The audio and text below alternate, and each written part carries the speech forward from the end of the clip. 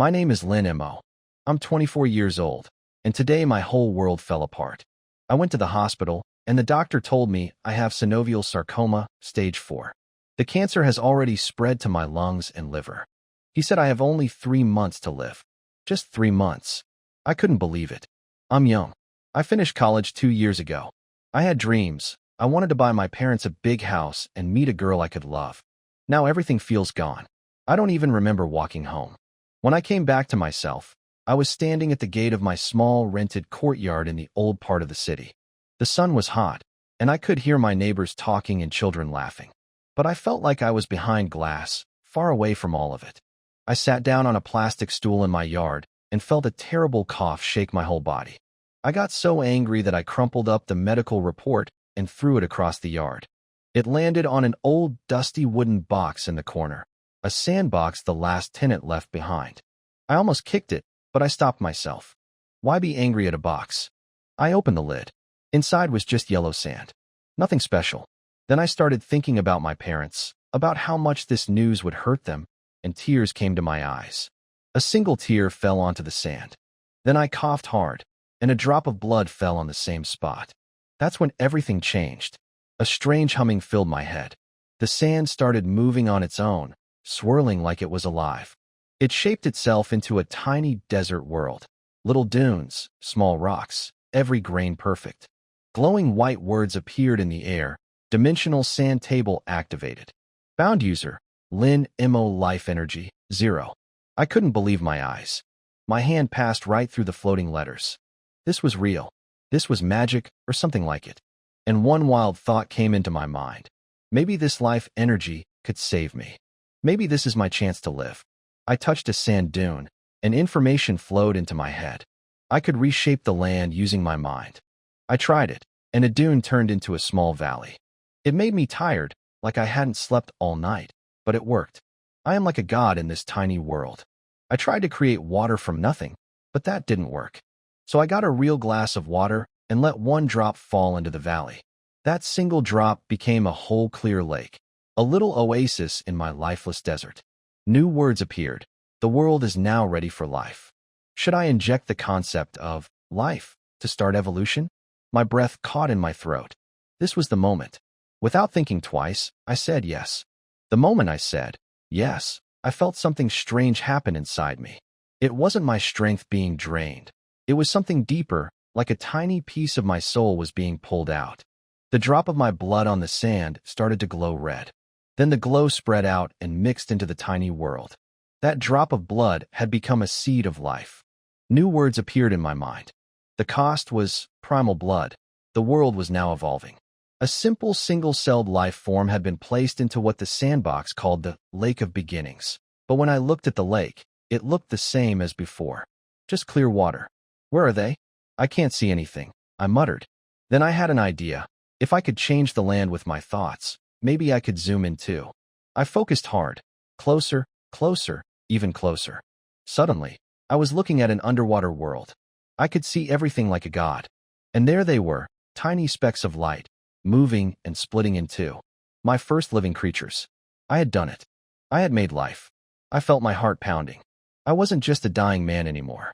I was the creator of this little world. Though I had to admit, I was a pretty weak god right now. When I checked the panel again, I saw a problem. Life energy was still 0. I guess these tiny cells were too simple to make energy yet. I needed them to evolve, but evolution takes millions of years. At normal speed, I'd be long dead before they grew into anything useful.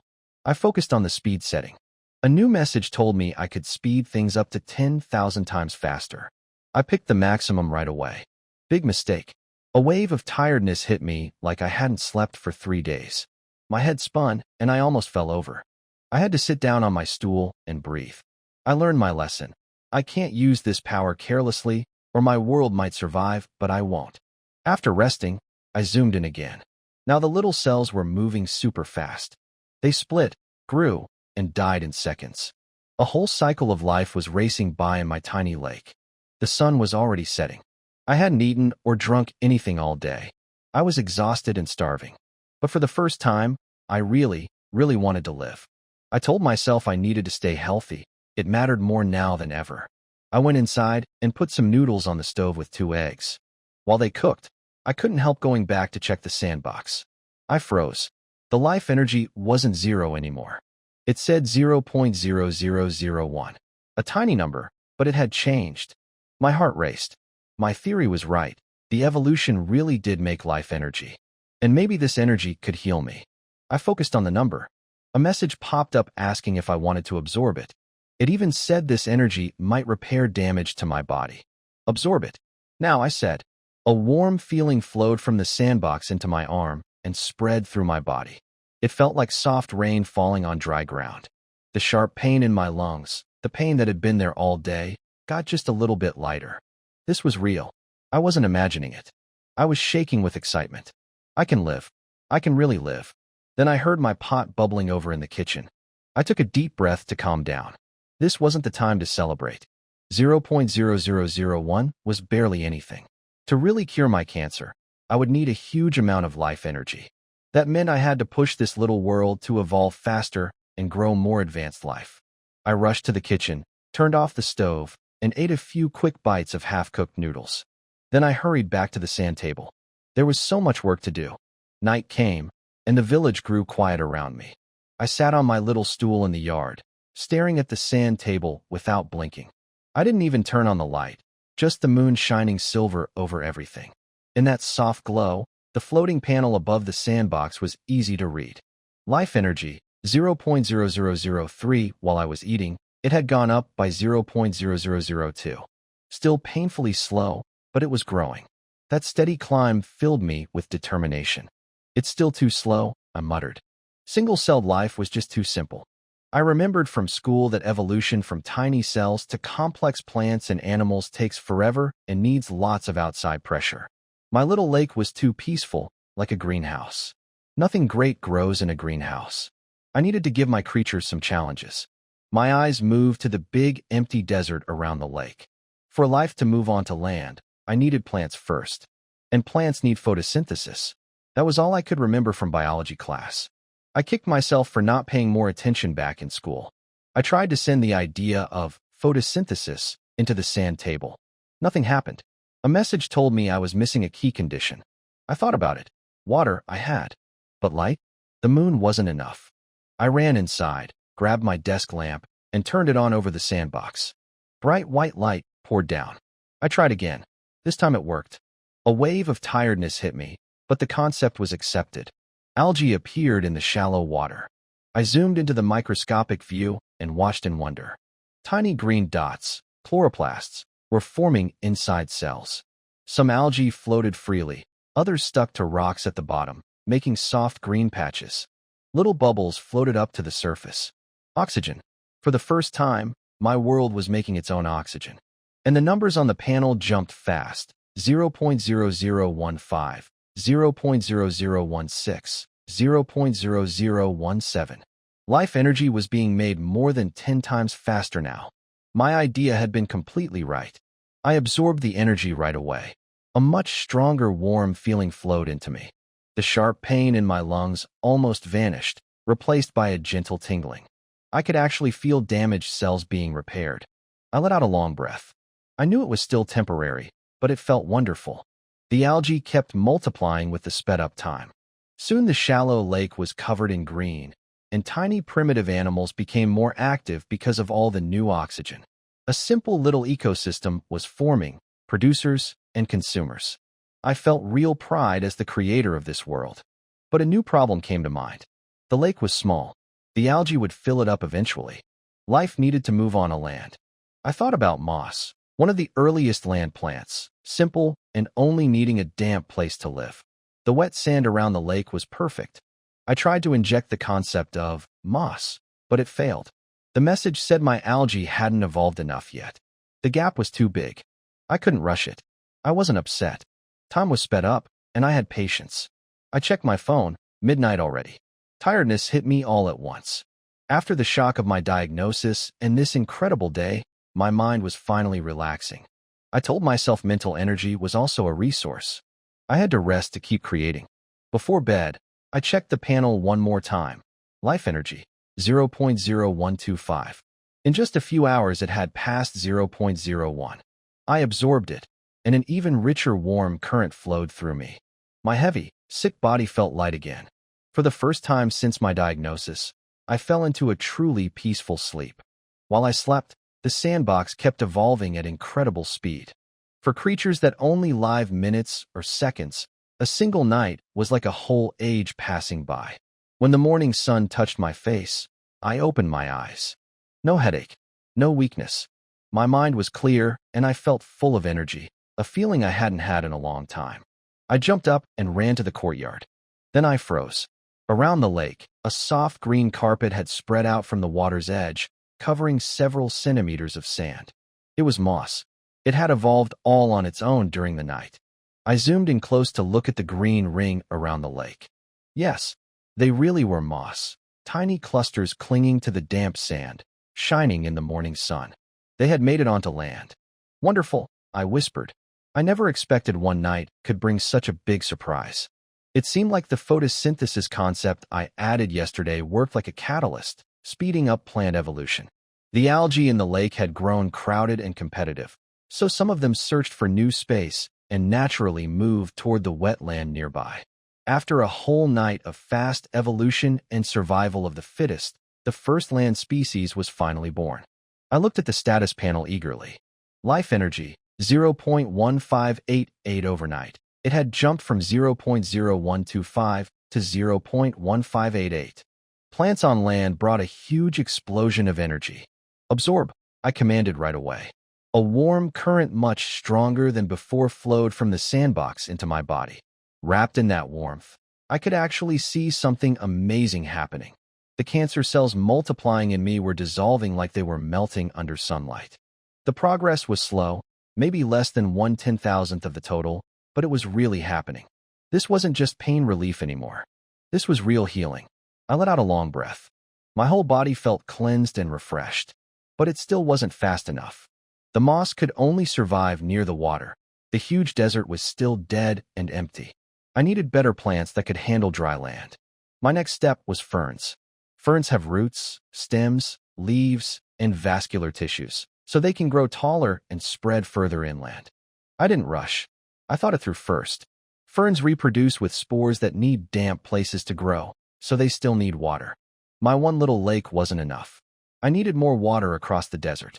I focused my mind and started reshaping the land, carving winding rivers from high to low, digging basins to hold water. It was a much bigger project than my little valley before. Soon a sharp pain hit my head, like needles pricking my brain. My mental energy was draining fast. I need a break, I said, breathing hard. My face must have been pale. Being a creator god wasn't easy at all. It was exhausting work, both body and mind. After resting for about 10 minutes, I felt better.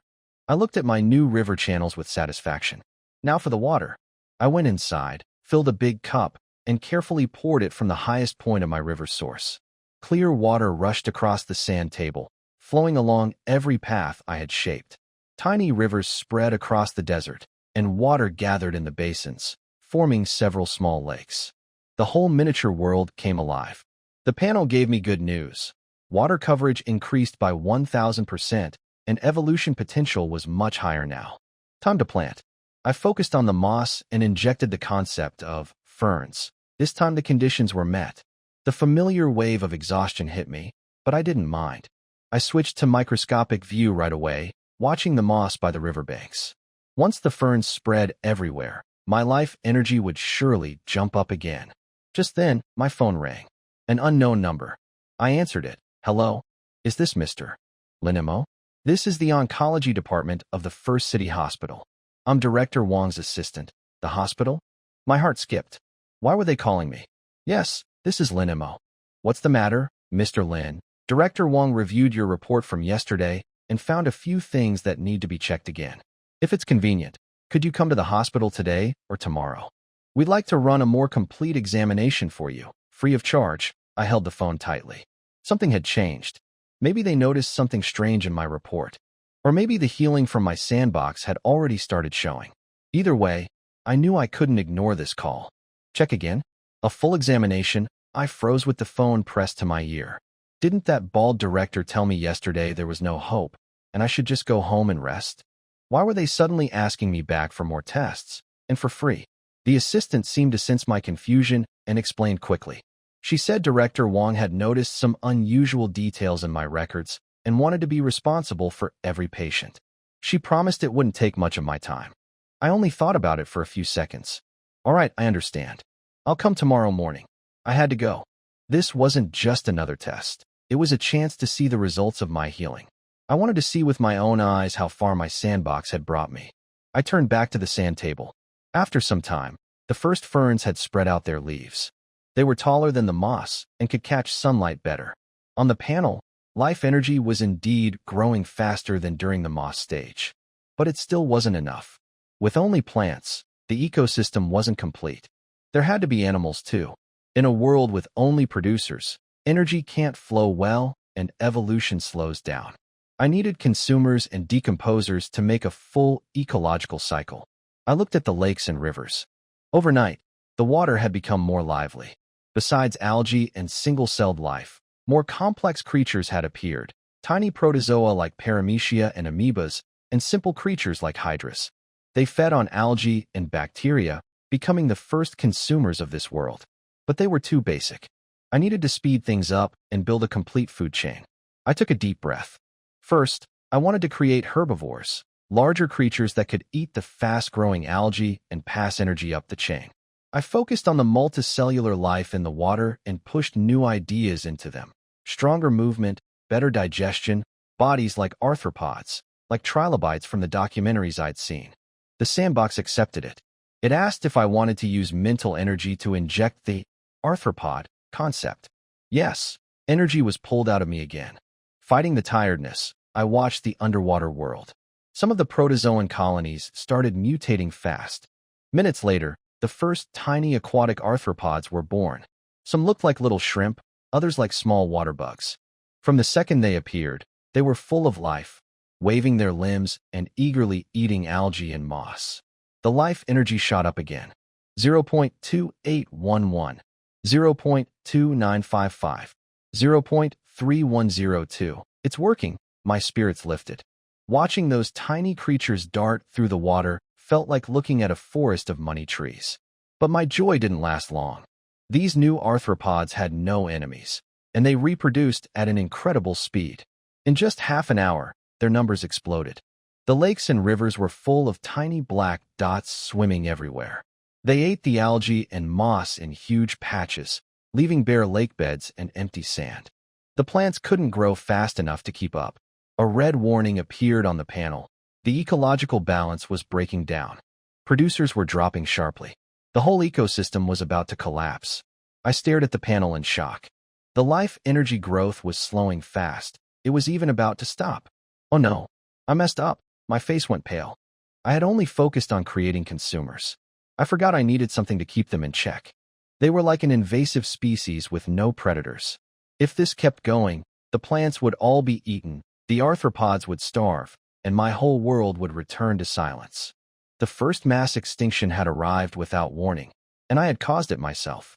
Darn it! I was careless. I stared at the red warning on the panel, my heart racing. How could I have forgotten something so important? Every stable ecosystem needs balance. The arthropods I made were like locusts in my miniature world. Nothing survived where they passed. The beautiful green of my lakes was fading before my eyes. Big patches of algae and moss were completely eaten, leaving only empty ruin. After clearing one area, the arthropods moved straight to the next. The life energy had stopped growing and was even starting to drop. 0.3541, 0.3540, 0.3539. This world's vitality was weakening. If it collapsed, I would die with it. This was my only source of survival. What could I do? Should I use my creator powers to wipe out all those insects?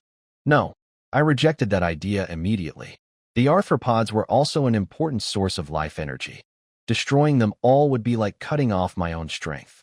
And even if I killed them, as long as the environment was good, a few survivors would just multiply again. Better to guide than to block. The answer was to introduce natural enemies, predators to control their numbers and bring balance. Fish, I thought. But that was too big a jump. skipping entire groups like mollusks and chordates. Forcing fish into my world right now would surely fail. Then I got a better idea. I didn't need a whole new species. I could split the arthropods themselves, let some of them evolve into hunters of their own kind. This pattern exists on Earth too. Mantises hunt locusts. Both are insects. Among you, a king must rise. I focused my thoughts on the swarming arthropods. You need sharper jaws to break through the shells of your kin. You need greater speed. You need the instinct to hunt. I forced the concept of hunting into my world. This injection cost me far more mental energy than ever before. I groaned and had to hold onto the table to stay upright. When I looked again, a fierce transformation was happening. With time sped up thousands of times, some arthropods were changing fast. Their mouths became sharp like blades. Their bodies grew longer, their limbs stronger. And most importantly, their minds changed.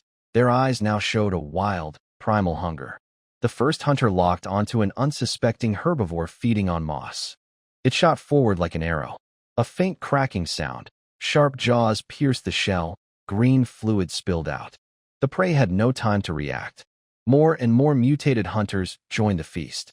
The overcrowded lake became a brutal battlefield. Countless herbivores were hunted down, their numbers dropping faster than they had ever grown. I watched it all calmly. I felt no pity.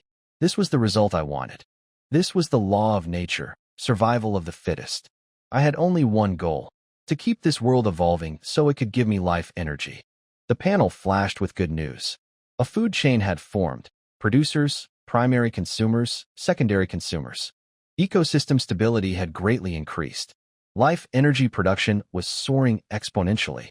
0.4122, 0.4589, 0.5301. In just minutes, it broke past 0.5 and kept climbing faster.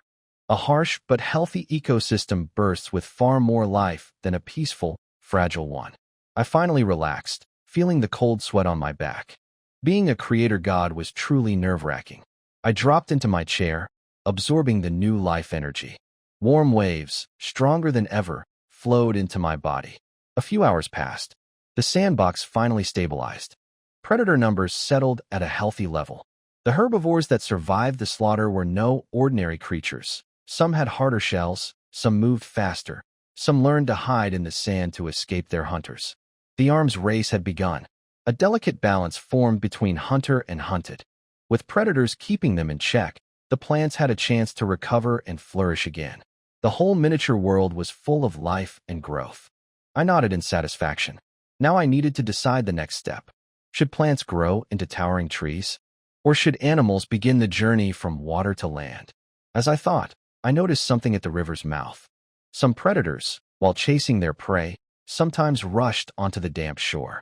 They couldn't breathe there and quickly returned to the water, but this caught my full attention. Landing. The move to land was beginning on its own. Yes, landing.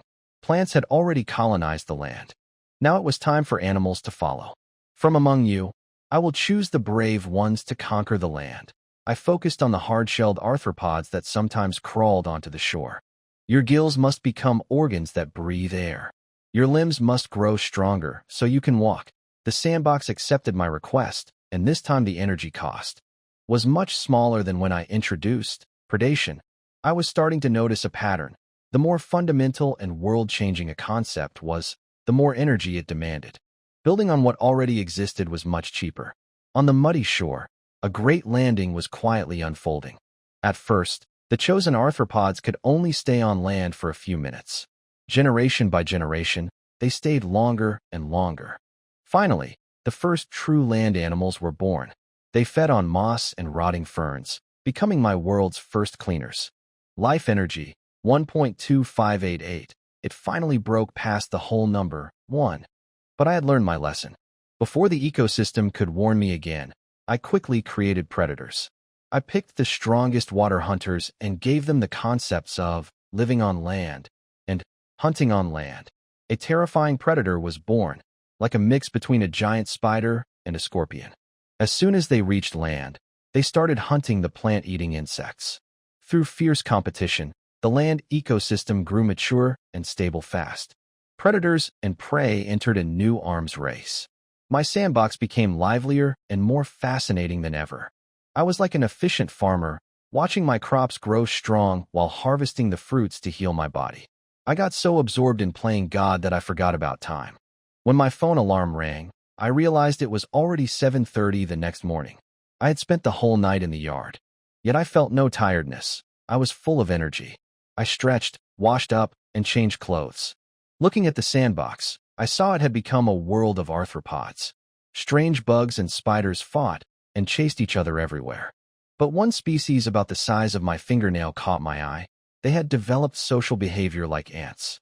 They formed colonies with worker ants finding food, soldier ants defending, and a large queen ant for reproduction. They dug complex nests in the sand and stored plant seeds inside. Social behavior.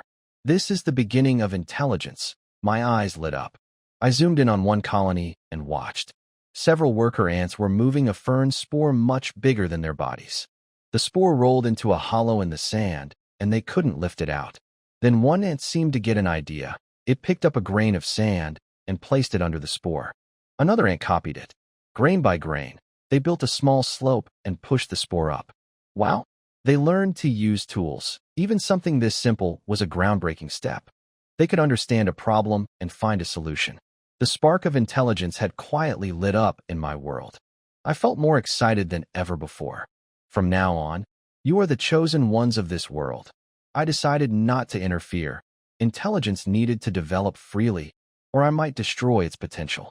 After that, I tidied up and headed to the hospital for my follow-up. The assistant at the door and Director Wong in his office both stared at me in disbelief. Standing before them, I looked healthy and full of energy. Nothing like a cancer patient with 3 months to live. You're Lin Mo? Director Wong adjusted his glasses, his voice full of shock. Yes, it's me. I'm here for the follow-up, I said calmly. He studied me carefully and asked if I had received any special treatment. I just said I had been eating and sleeping normally. Impossible, he said. The more he looked, the more certain he became that something strange was happening inside me. He wrote a long list of tests. Run every single one. Right now, I spent the whole morning going from one department to another. I stayed calm the whole time, showing no sign of being sick. By noon, all tests were done, but the results wouldn't be ready until afternoon. I wasn't in a hurry.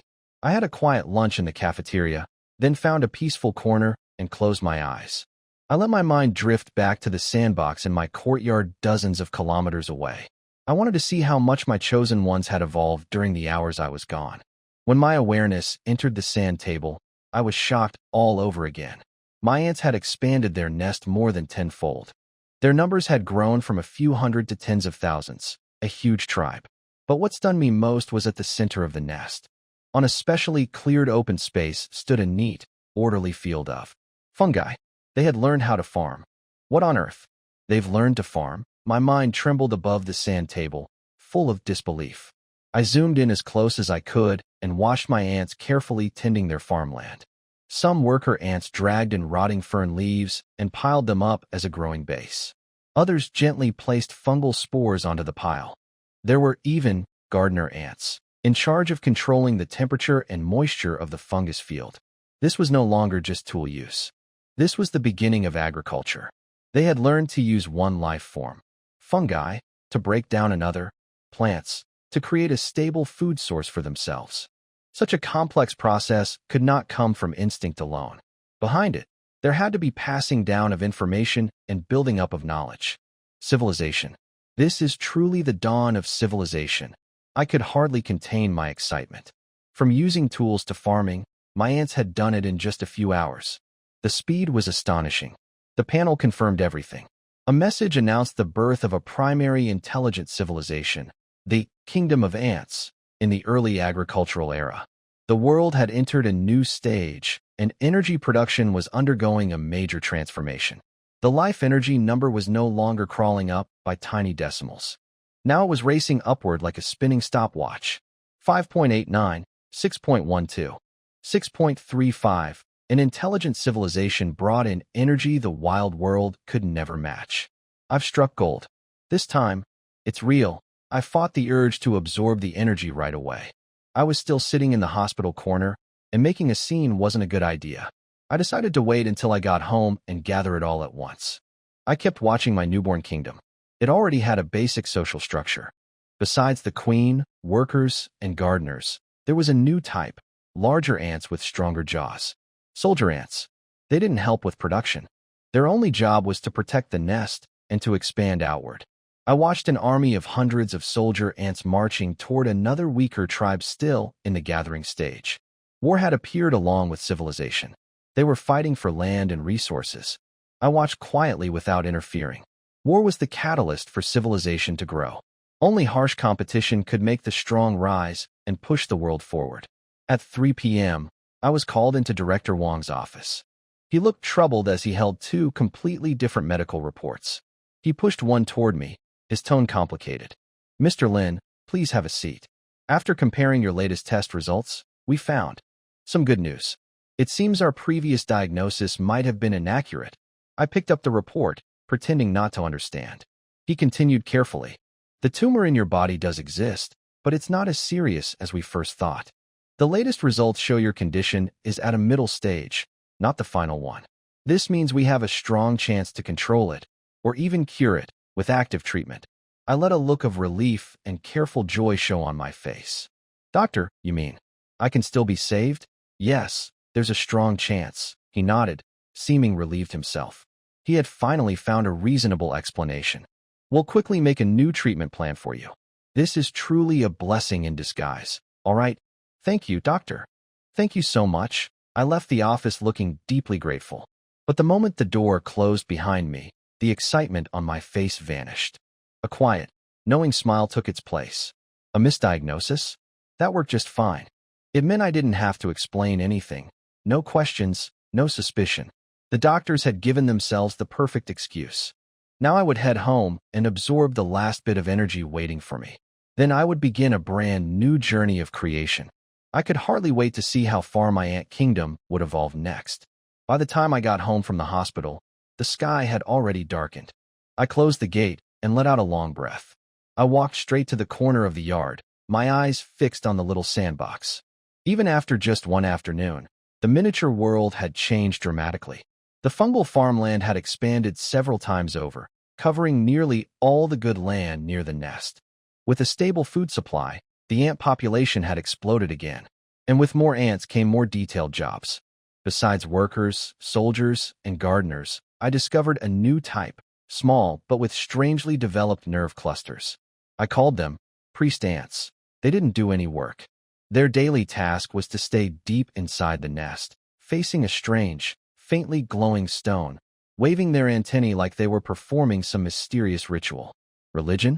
I was stunned for a moment. I zoomed in closer on the stone the priest ants were worshipping. It was a translucent, crystal-like stone, and inside it seemed to hold a drop of dark red substance that had dried long ago. I recognized it at once. It was the drop of blood I had shed when I first activated the sand table.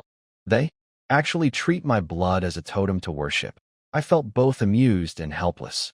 But when I thought about it, it made sense.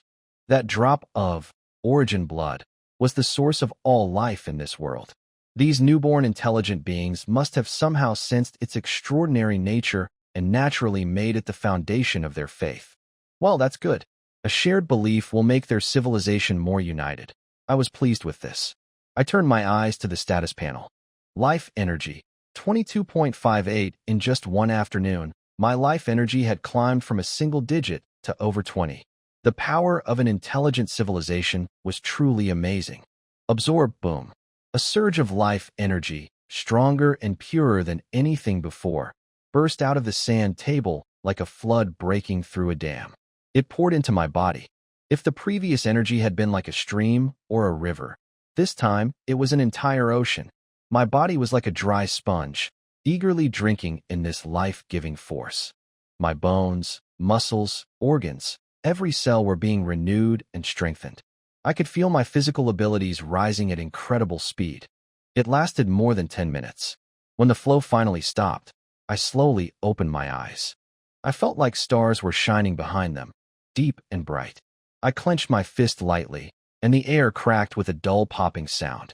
A powerful, overwhelming strength filled my whole body. I stood up and walked to the corner of the yard. My landlord kept a big water jar there for pickling vegetables. It was full of water and had to weigh at least 200 or 300 pounds. Before, I could barely move it. Now, I grabbed the rim with just one hand and applied a little force. The heavy jar lifted right over my head, as light as a foam box. Whoa, I startled myself. I quickly set the jar back down gently, afraid I might accidentally crush it. It seems that life energy doesn't just heal, it strengthens the body in every way, I thought happily. This was like a bonus gift. I sat back down before the sand table. My eyes glowed as I looked at my ant kingdom with its early signs of civilization. The agricultural age is too slow, I murmured. My children, it's time for you to see what real power means. A playful, almost mischievous smile spread across my face. I was ready to light the first flame for my civilization. Fire was the mark of progress. It meant cooked food, warmth, protection from beasts, and stronger tools. But how could I help these tiny creatures understand and use it? After thinking for a moment, I pulled a crumpled pack of cigarettes and a box of matches from my pocket. I placed one between my lips and struck a match with a sharp hiss. To the ants in my sand world, it must have been nothing short of a miracle. A light brighter and hotter than the sun suddenly appeared in their sky. I lit my cigarette, took a deep breath, and flicked the burning match away. The match, like a little meteor trailing fire, landed perfectly in a patch of dry ferns just outside the ant kingdom. Fire came to life. Flames roared and spread fast, turning everything nearby into a sea of fire. The sudden disaster threw the ants into panic. They had never seen such a terrifying force that could consume everything. They scattered, fleeing from the deadly blaze. But I noticed something special. The priest ants, under the queen's command, carefully approached the edge of the fire. They seemed filled with awe and curiosity toward this powerful force from their god. One of the boldest priest ants hesitated for a long time. Then it picked up a small, unlit fern twig and carefully reached it toward the flickering flame. The tip caught fire instantly, bursting into a small, bright flame. The priest ant stared at the burning, fire seed, in its grasp, its whole body trembling with excitement. It had succeeded. It had mastered the heavenly fire. It raised the torch high, as if declaring to the whole world, a new era had begun.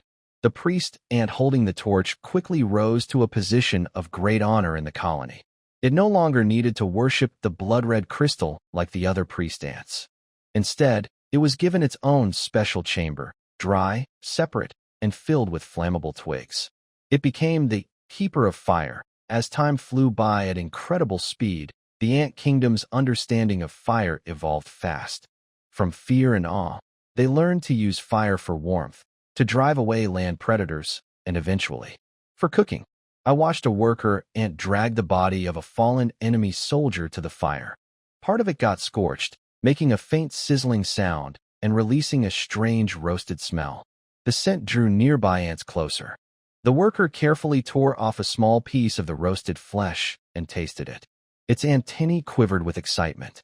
Cooked food was easier to digest than raw meat. This discovery completely changed their diet. They started deliberately roasting their prey before sharing it.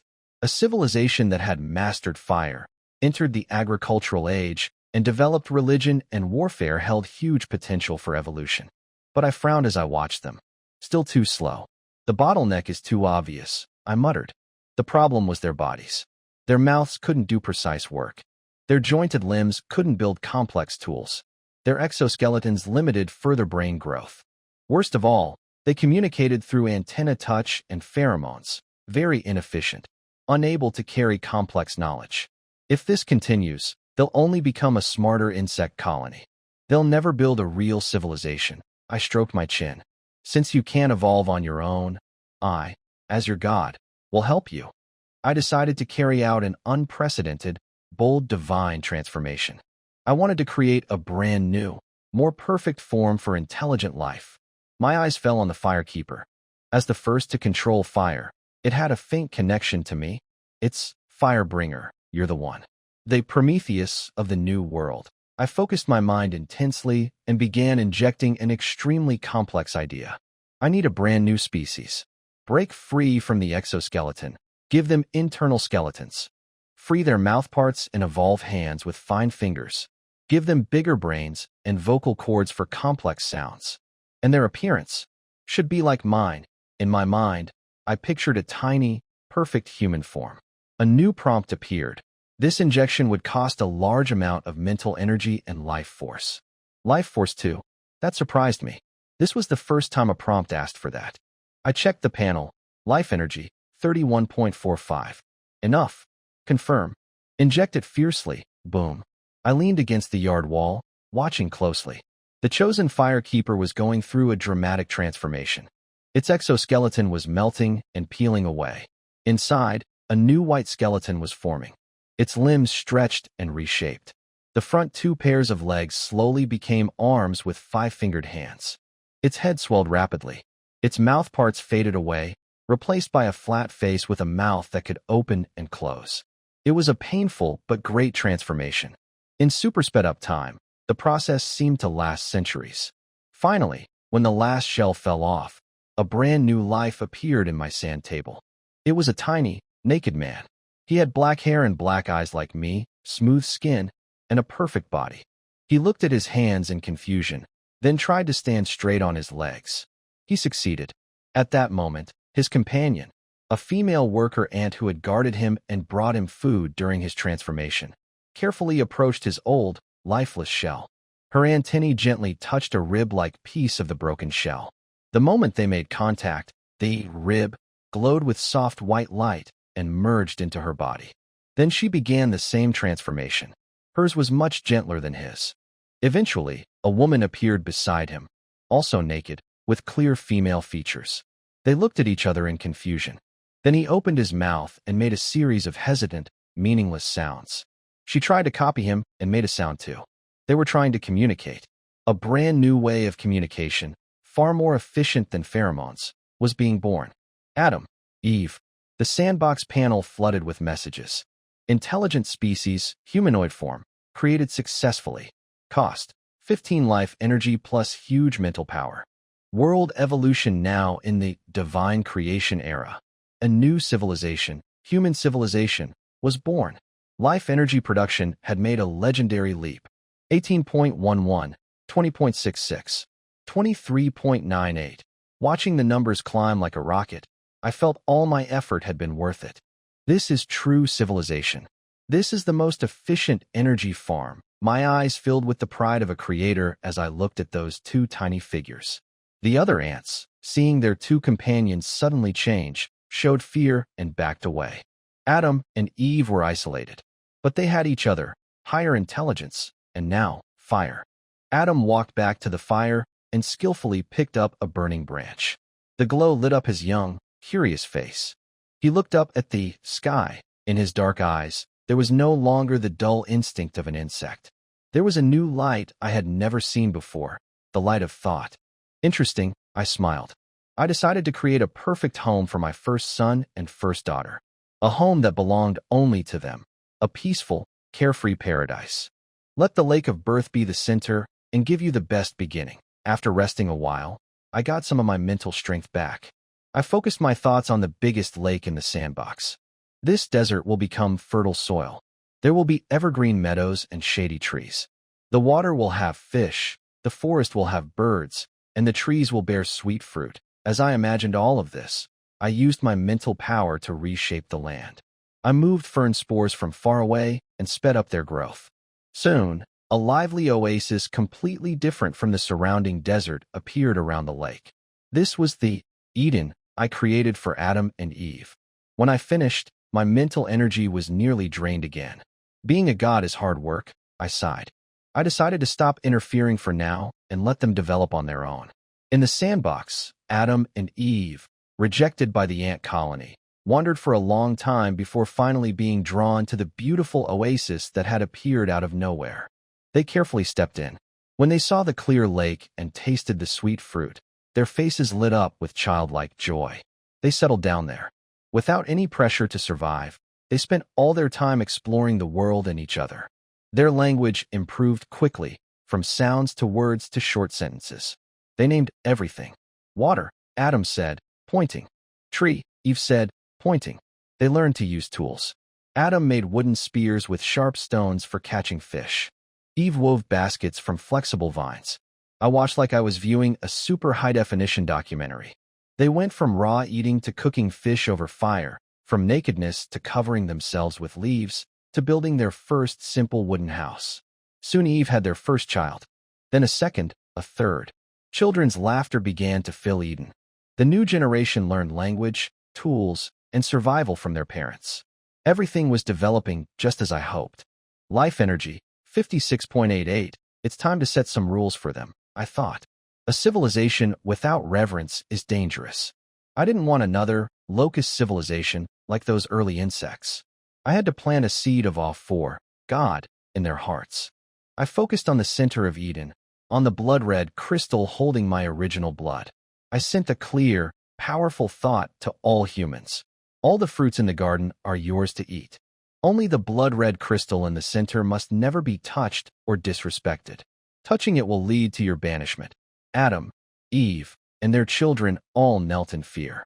For the first time, they truly felt the presence of God. From that day on, the center of Eden became a forbidden zone. I was pleased. But among Adam and Eve's descendants, one child was very different, Cain. He was naturally stronger and smarter than his siblings. But what made him most different was his eyes. Other children looked at the sky with awe. Cain looked at it with curiosity and a deep, hidden defiance. While other children played, Cain would secretly sneak to the edge of the forbidden zone, staring longingly at the crystal. "Father, why does God not let us touch that stone?" he would ask. "It's God's will. We must obey," Adam always answered sternly. But this answer couldn't satisfy Cain's restless heart. Is it because that stone hides a secret more powerful than fire or language? If I got that secret, could I become a god too? Time passed. Cain grew into the strongest young man in Eden. His wisdom even surpassed his father's. He improved the wooden spear with sharp stone tips and discovered that plant fibers could be twisted into ropes for fishing nets. His reputation grew, and so did his desire for the crystal. Finally, on a clear moonlit night, he made his decision. Alone, he walked step by step to the forbidden area. He stood before the crystal, feeling its powerful energy waves. He reached out, trembling, and touched its cold surface. "God, forgive my curiosity. I just want to know what is hidden behind this taboo." Then, with all his strength, he stabbed the sharp stone of his spear into the blood-red crystal. Meanwhile, I was sitting in my small courtyard drinking cola and watching a drama. I suddenly dropped my can with a loud clatter. Wow! I felt a chaotic, negative energy flooding back into my mind from the sand table. It was quickly neutralized by stronger life energy, but the feeling was like a mouse dropping had fallen into a carefully prepared bowl of delicious soup. Who did this? I focused my consciousness on the sandbox and found the source instantly. Cain lay on the ground, glowing with an ominous red light. The pierced crystal was releasing its core energy. "Damn, it's you. You little brat." That drop of primal blood was the singularity of the whole world, the foundation of its rules. Now, its pure life essence had mixed with concepts like power, conquest, selfishness, and greed, turning into a chaotic, dark force. I could feel the energy flow of the whole sandbox becoming sluggish. The pure, harmonious growth was gone, replaced by a wild but empty feeling. Cain slowly stopped convulsing. He stood up. His eyes had completely changed. Before, they held curiosity and defiance.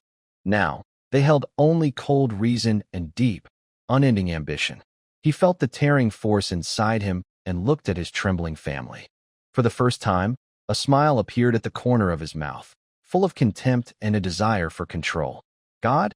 Cain whispered hoarsely. "From today on, I am the God." He ignored everyone and walked straight out of Eden. He wanted to go to the wild outside world and build his own kingdom.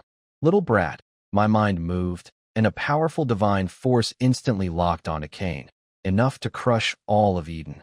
Erasing a creature from this simulation would be easier than crushing an ant. But just as I was about to wipe him out, I stopped. I sensed that for the first time, something other than pure life energy had appeared in my world. A chaotic, ambitious, desire-filled, dark energy. It annoyed me, but, in a way, it also made the world start moving forward. Civilization had been evolving in harmony and purity, like still water. Now Cain had been thrown in like a catfish. How much would he stir up this water? What kind of waves would he create?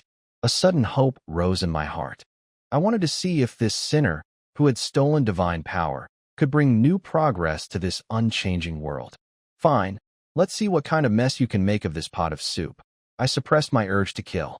But my anger had nowhere to go, so I turned it all on the other humans still in Eden. Your descendants have broken my taboo. You are all guilty. From today, you are banished from my garden. The land will grow thorns and brambles. You will sweat and struggle just to survive. Pain, aging, and death will always follow you.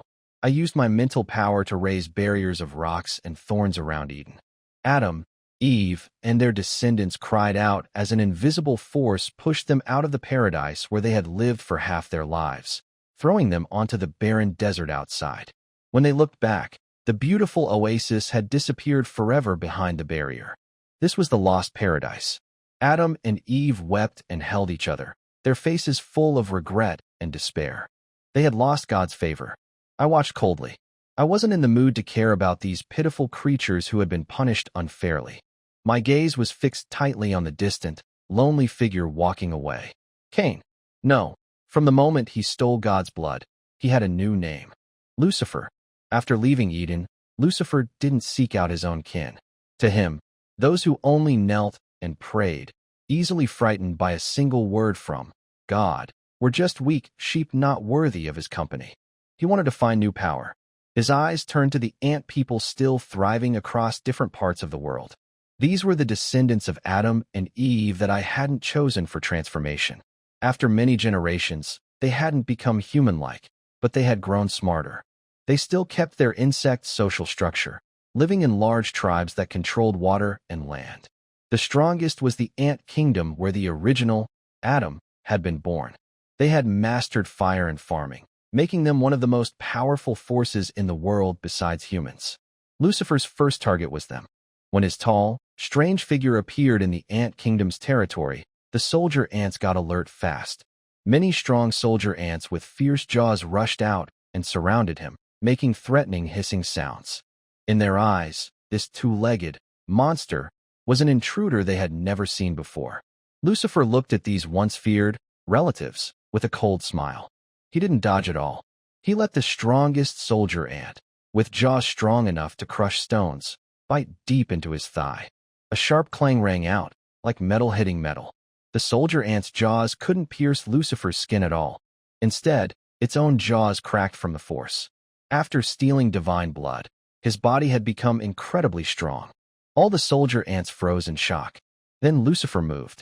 He grabbed the attacking ant without hesitation, ignored its struggles, and suddenly pulled with both hands.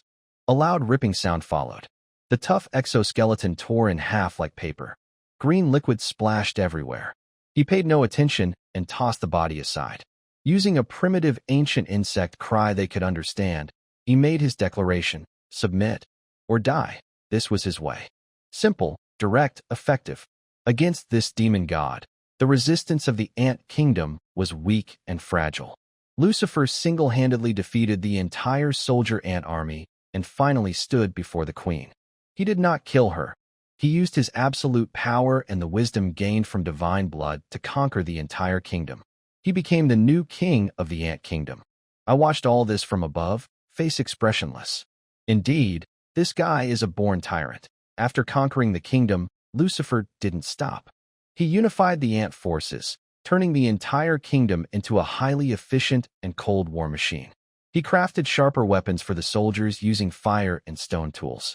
He built a strict hierarchy: workers, soldiers, and reserve ants for reproduction. Everyone had their duty, and any rebellion was ruthlessly crushed. Under his iron rule, an unprecedented mixed army of ants led by himself was born. Then he launched a unification war. Tribe after tribe was conquered and absorbed under his iron hooves. The entire sandbox world was unified in no time. All resistance disappeared. All ants became slaves beneath his throne. Lucifer had built the first and only great empire in this world. The descendants of Adam, expelled from Eden, could only survive hard lives on the poorest lands in his shadow. He showed no mercy to his own kin. He even used them as the lowest slaves. I watched all this, my heart growing heavier and heavier. Lucifer's empire was like a huge tumor, greedily draining nutrients from my world. To keep his massive army and empire running, he ordered large-scale cutting of fern forests for fuel and building materials. Countless rivers dried up from overfishing. Large areas of land turned to desert because of the uncontrolled expansion of ant nests. The whole world's ecology was being destroyed at a speed I could see. On my panel, the life energy briefly surged from all the war and so-called prosperity, but now it was showing dangerous fluctuations, and the overall trend was falling. What shocked me more was the world's status changing from healthy to subhealthy and slipping toward endangered. This little brat isn't developing civilization. He's just killing the goose that lays the golden eggs. I finally understood why this guy deserved the name Lucifer. He was the fallen angel of this world, here to destroy the Creator's work, mine, the gods. And his ambitions went far beyond that. After unifying the land, he turned his eyes to the sky. He couldn't forget the God who sat high above and expelled his ancestors from Eden. He remembered the blood-colored crystal holding immense power, which had been taken back by God and disappeared behind Eden's barrier. He wanted to reclaim that power. He wanted to slay the divine. I want to build a tower that reaches the heavens. I want to reach the divine realm and pull that so-called God off his throne. Lucifer stood atop his newly built fortress, made of countless ant skeletons and black rocks, and challenged the sky. He ordered all the slaves in his empire, including humans, to help him build an unprecedented tall tower. A tower high enough to touch the sky. I looked down at my sand table, where the enormous foundation of the tower had already begun. Trying to build the Tower of Babel to challenge me? You really think you're that important? I didn't want to wait any longer. If he kept causing trouble, my carefully stabilized energy farm would be completely ruined. Interesting. Then I will support an enemy of yours, since there's a demon king. I will create a hero. My thoughts spread out like an invisible net, searching the entire sand table world for a suitable candidate for the hero. Lin Mo's divine consciousness swept across the entire sand table world. He first eliminated the ant people enslaved by Lucifer. These insects had their spines broken and were completely defeated. They only knew fear and obedience, with no hope of recovery. His gaze finally settled on the humans struggling to survive in the cracks of the empire. Descendants of Adam and Eve. After being expelled from Eden, they endured countless hardships. Hunger, disease, attacks by wild animals, and enslavement by Lucifer's empire. Their numbers had fallen to fewer than 100. But those who remained were the strongest and most resilient. In their small, dilapidated village made of stones and mud, Lin Mo found his target. It was a young man. His name was Michael. Michael was different from his people. In this desperate environment, most of his kin had given up on their faith in God, even beginning to resent the deity who cast them out of paradise. Only Michael still held on to the most devout belief. His mother told him that humans suffer because their ancestors broke the gods' rules, and this is their deserved punishment. Only sincere repentance can earn God's forgiveness again. Michael believed this completely. Every day, besides working hard to find food for his people, he would kneel on the ground and pray very devoutly to the sky, to the unseen God. God, please forgive our sins. God, please save your lost lambs and free them from the evil one's control. Lin Mo listened to Michael's prayers and smiled slightly. Good, he's a promising young man. Firm faith, proper values, and a strong sense of mission. The most important thing is, he hates Lucifer. You're the one, my brave one. Lin Mo made up his mind. He decided to give Michael a unique, divine blessing, a power strong enough to fight against Lucifer. That night, while Michael was sleeping deeply in his simple stone hut, Lin Mo gave him his first divine revelation. In his dream, Michael saw a tall, glowing figure that he could not look directly at. Michael, the voice echoed directly in his soul. God, is that you? Michael trembled with excitement. I am the one true God who created the world and expelled your ancestors. Lin Mo spoke in a cold, emotionless tone. I heard your prayer. Your faith pleased me. Lucifer, that thief who stole a bit of my power, has blasphemed my creation. His sins must be purified. I choose you to be my messenger on earth. I will grant you power to fight the fallen king and free the enslaved. Are you willing to accept my mission? I am willing. I will give everything for you. Michael cried loudly in his dream. Good. Lin Imo nodded with satisfaction. The divine blessing was complete. Next was the main event, divine power transformation. Lin Imo took a deep breath and focused his mental and life energy intensely. This time, he would infuse a concept more complex and subtle than human form. I need the power of light, pure, sacred, completely opposite to Lucifer's dark, bloody strength. I also need a pair of wings. Lin Imo thought. How can an angel's messenger be without wings? It's a symbol of identity and a sign of status. Detecting combined concept, angel form, light wings, injection request. Injecting this concept will consume a lot of mental energy and life force. Confirm? Again, a lot. Lin Imo looked at his life energy, which had just recovered to over 60, and clenched his teeth. Confirm. A familiar feeling of emptiness and weakness washed over him again.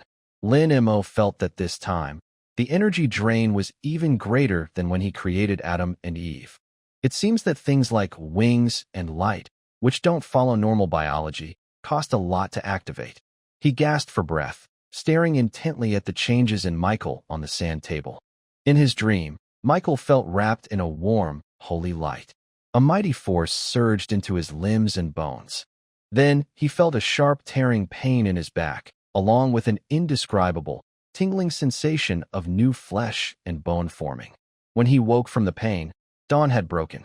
He suddenly sat up on the grass mat, feeling that his body had undergone a profound transformation. He looked down at his hands, noticing a faint glow flowing over his skin. An unprecedented sense of power filled his body. Then, he sensed something strange at his back. He turned his stiff neck and saw a scene he would never forget. A pair of huge, pure white wings made of radiant light slowly spread from his shoulder blades. Every feather on the wings was clearly visible, emitting a sacred, warm glow that lit up the dark stone hut as bright as day. This is. Michael reached out trembling, touching the wings that seemed not to belong to this world. They were not flesh and blood, but a physical form of energy. Warm, holy, full of power. Divine grace. This is the strength bestowed upon me by God. Michael understood instantly. He knelt on the ground, tears streaming down his face. Thank you for your blessing. My God, Michael will surely complete your mission. At that moment, the door of the stone house was pushed open.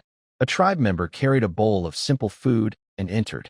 When he saw Michael inside, shining with holy light and with large wings, he froze in place. He dropped the ceramic bowl with a loud crash, breaking it into pieces. Then, he felt weak and knelt down, shouting loudly with a mix of fear and excitement. Angel. An angel has come. His shout alarmed the entire village. Soon, the entrance of the stone house was crowded with villagers who came to see what happened. When they saw the figure bathed in holy light with white wings, everyone reacted the same way as the first person. They knelt on the ground, showing the deepest respect to Michael. To these people, who had suffered long in pain and despair, Michael's appearance was a miracle. It was a sign from the gods to save them. Hope. Lin Imo watched this scene and smiled happily. Good, the foundation of trust is laid. Next, we need to gather a team to face Lucifer. He looked at the new energy bar on his panel, which appeared because of the birth of the angel. Holy light energy, 0.1, though not much, it's a start. He believed that as Michael spread faith and performed miracles, this divine power would grow stronger. Michael also did not disappoint him. After showing the miracle to the villagers, he folded his wings and stepped out of the stone house. He looked at the ragged villagers kneeling before him and spoke with a firm, powerful voice, repeating what he had heard in his dreams. I am the divine messenger on earth, sent by the gods to save you. All who believe in the gods will be redeemed. All who oppose the demon king will be reborn. Now, take up your weapons and follow me. Together, we will overthrow the tyrant's throne. Michael's call immediately received a response from all the humans. These people, oppressed by the Lucifer Empire, have long hated the tyrant deeply. They previously lacked the strength to resist and could only endure in silence. Now, led by the angel, Michael, their long-held anger and hatred have finally erupted. They picked up simple stone spears and wooden sticks, gathered around Michael, forming a small rebel group of fewer than 50 people. Compared to Lucifer's army of tens of thousands of ants, this force is like a tiny insect trying to stop a giant. But victory in war is not just about numbers. He received a second divine command from God. Go, my messenger. Seek out the souls still resisting Lucifer's control and free them from darkness. God's light will protect you. Michael immediately understood God's meaning. Although Lucifer's empire is vast, it is not unbreakable. Many of the later conquered ant tribes are still unwilling subjects. These are the targets worth fighting for. Michael quickly made a battle plan. He chose not to confront Lucifer's main army directly, but focused on a small mine at the empire's border. In that mine, hundreds of ant slaves from different tribes were forced to work. That night, Michael spread his enormous wings of light and flew alone, like a white meteor, silently crossing the empire's defenses and arriving above the mine. The overseers in the mine soon noticed this unexpected visitor. Alarm bells rang out across the mine. Hundreds of ant guards with stone weapons rushed toward him from all directions. "Capture that winged monster," the overseer leader shouted sharply. Michael hovered in the air, calmly watching the charging ants below. He slowly raised his right hand, gathering light in his palm. A long sword made entirely of holy light, burning with white flames, appeared in his hand. The sword of the angel. "In the name of God, purify your sins," Michael shouted angrily, swinging the light sword and diving downward. He is like a hunting falcon rushing into a flock of sheep. Each flap of his wings stirs up a strong wind. Every time he swings his light sword, he easily cuts through the tough shells of the ant-man. The pure flames have a natural restraining effect on these creatures that are used to darkness and killing. When the light sword hits an ant-man, a white flame ignites at the wound, burning their life force and making them scream in pain. This is a one-sided slaughter. Michael shows a fierce fighting power, very different from his usual gentle image, like a war god. The ant-man slaves trapped in the mine look out through the bars, terrified as they watch this miraculous battle outside. They see the glowing figure with wings, fighting through hundreds of overseers as if no one is there. In less than half an hour, Michael kills all the overseers in the mine. When he cuts off the head of the last overseer, sheaths his light sword, and slowly lands on the mountain of ant-man bodies. The entire mine falls silent. The slaves look at Michael with awe, as if he were a divine being. Michael walks to the cage where they are held, cuts open the stone lock with his sword. "I am Michael, the messenger of the divine. I am here to free you. The tyranny of Lucifer will end, and all who follow the divine and oppose. The tyrant will gain freedom. What is your choice?" The slaves look at each other, hesitating for a moment. Then an older ant-man, respected in the tribe, kneels first. "We want to follow you, Angel," led by one.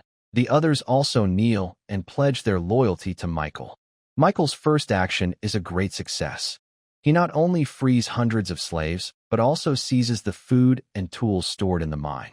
His rebellion army grows from dozens to nearly 1,000 people overnight. Lin Mo watches from above with great interest, even opening a bag of chips. Nice. Michael is impressive, brave, clever, and good at propaganda. Looks like there will be an exciting show. The value of life energy has slightly increased again due to the victory and the addition of new members. Soon, Lucifer received news that the border mine had been attacked and all the overseers killed. Angel, a monster with wings, Lucifer sat on his throne made of bones, listening to the scouts' report. His crimson eyes flashed with anger. "God, you finally can't hold back and send your pawns out. Send my orders. Gather the Black Armor Legion, led by General Azazel. Crush those human villages and capture that winged fly alive. I want to strip his feathers in front of everyone and nail him to my tower." Lucifer's roar echoed through the grand hall of the magic city. A real battle between civilizations is about to begin. Lin Mo crushed a chip, eyes full of anticipation. The main show is finally starting. He could feel that with the confrontation of the two camps, the entire world of the sandbox was entering an intense and efficient state like never before. Whether it was Lucifer's empire or Michael's proto-god kingdom, both were pushing their limits in this arms race, developing better tactics, weapons, and organizations. All of this would eventually turn into pure life energy, feeding back to him. The God fight. The more intense, the better. Your war is my nourishment. Lucifer's magic city. A huge city built from bones and obsidian, now shrouded in oppressive silence. On his throne, Lucifer propped his chin with one hand, crimson eyes piercing through the hall, as if he could see scenes from thousands of miles away. Below, a giant ant general, larger than ordinary soldier ants and covered with fierce bone spines, knelt on one knee. He was Lucifer's most trusted commander, Azazel. Good for nothing. Lucifer's voice was cold, without warmth. A mine, a few hundred overseers, and it was taken down by a winged fly. Azazel's head was bowed low, his large jaw scraping the ground. King, I have failed in my duty. That angel's power was strange. Our soldiers have never seen such burning white light, and we didn't notice it in time. Enough. I don't want to hear any more explanations. God, my high and mighty Father, has finally dared to lift his head. From his shell, he thinks that by simply finding an obedient servant and giving him a silly glow, he can challenge me. He stood up and stepped down. From the skeleton throne, each step echoing through the empty hall. He looked down at Azazel and said, he was wrong. Lucifer approached him, looking down from above. He created me, yet fears me. He doesn't understand that true power isn't about giving, but about taking. It's about control. He reached out a hand and placed it on Azazel's head. A dark red energy surged into Azazel's body instantly. Azazel let out a painful cry, trembling violently. His shell showed countless twisted blood-red lines. I grant you greater strength, Azazel. Lucifer's voice was full of magic. Go, lead my Black Armor Legion, crush those rebels, and that Birdman too. I want that guy. Hiding in the sky to see how insignificant his so-called divine grace is compared to absolute power. Yes, my king, Azazel responded eagerly, feeling the surge of power within him. He could sense that he had become more than 10 times stronger than before. Soon, the silent demon city was filled with the thunder of war drums. A special army marched out of the city. Every ant soldier in this army had a deep black shell. They were larger than normal soldiers, with modified jaws and front limbs that shimmered with deadly cold light in the sun. This was Lucifer's most elite force, the Black Armor Legion. There were about 5,000 of them, each a battle-hardened killing machine, completely loyal to Lucifer. Led by Azazel, this death army moved like a black flood, crushing toward Michael and his newly formed Rebellion Army camp. Meanwhile, in Michael's camp, the atmosphere was completely different. Here, hope and relief after survival filled the air. The freed ant slaves and humans mixed together. Although they didn't speak the same language, their grateful eyes and hopes for the future were the same. Michael stood on a high ground. Behind him, his wings of light were still spread out, giving off a gentle glow that made everyone who saw him feel peaceful. Lord Angel, what should we do now? Asked an elder human, who was also Michael's senior, with worry. We have freed the mine. Lucifer, that tyrant, won't give up easily. His army will come soon. Michael looked down at his people distributing food, and then at the ants who, though free, still looked scared. He nodded. You're right. The war has just begun. He turned to the older ant, the first slave leader to kneel before him. I need your help. Do your people still know how to fight? The elder ant responded with a series of chirps and simple gestures. A human nearby translated haltingly. He says, they used to be warriors, but Lucifer took away their weapons and courage. Weapons can be made again, and courage can be found again. Michael looked at everyone. God is with us. We fight for freedom and faith. We have no fear. He raised his shining sword, which was burning with holy flames. Miracle. It's a miracle. Long live the Lord Angel. The crowd below and the ants cheered loudly, their voices rising in excitement. Faith is the best motivator. Inspired by the miracle, the remaining fear in the ants' eyes was replaced by something called belief. We must act immediately, Michael told everyone. We can't just wait and see. Scouts, go check where the enemy is. Others, use the terrain of the mine to build defenses. Use all the stones and wood you can find. We will make Lucifer's army know that this is not a mine to be taken easily, but their grave. Under Michael's command, the entire camp mobilized quickly. Humans used their more flexible hands to teach the Ant-Men how to make stronger wooden fences and traps. The Ant-Men used their great strength and digging skills to quickly build dirt walls and trenches. For the first time, a new kind of teamwork appeared, different species working together in military cooperation, guided by divine power. While the camp was busy building, a human scout ran back, covered in dirt and looking terrified. "Lord Angel, it's bad. The enemies are coming." "How many? How far are they?" Michael asked immediately. "I can't see clearly. It's a dark mass, full of black monsters," the scout said, trembling. "They're less than half a day away." "Black monsters?" Michael frowned and looked at the Ant-Man leader. The Ant-Man leader froze when he heard black, and his antennae trembled with fear. He made a series of urgent hissing sounds. The translator nearby looked pale. He says, "It's the Black Armor Legion, Lucifer's most terrifying army. Each one can fight 10. We're doomed. We're going to die." A wave of despair spread through the camp, which had just begun to feel hopeful. Many Ant-Men were so scared they fell to the ground and didn't dare move. "Everyone, stand up." Michael's voice rang out. He flew into the air, his shining wings illuminating every corner. "Look at yourselves. The enemies aren't here yet, and you're already scared? So what if it's the Black Armor Legion? They serve a tyrant, darkness.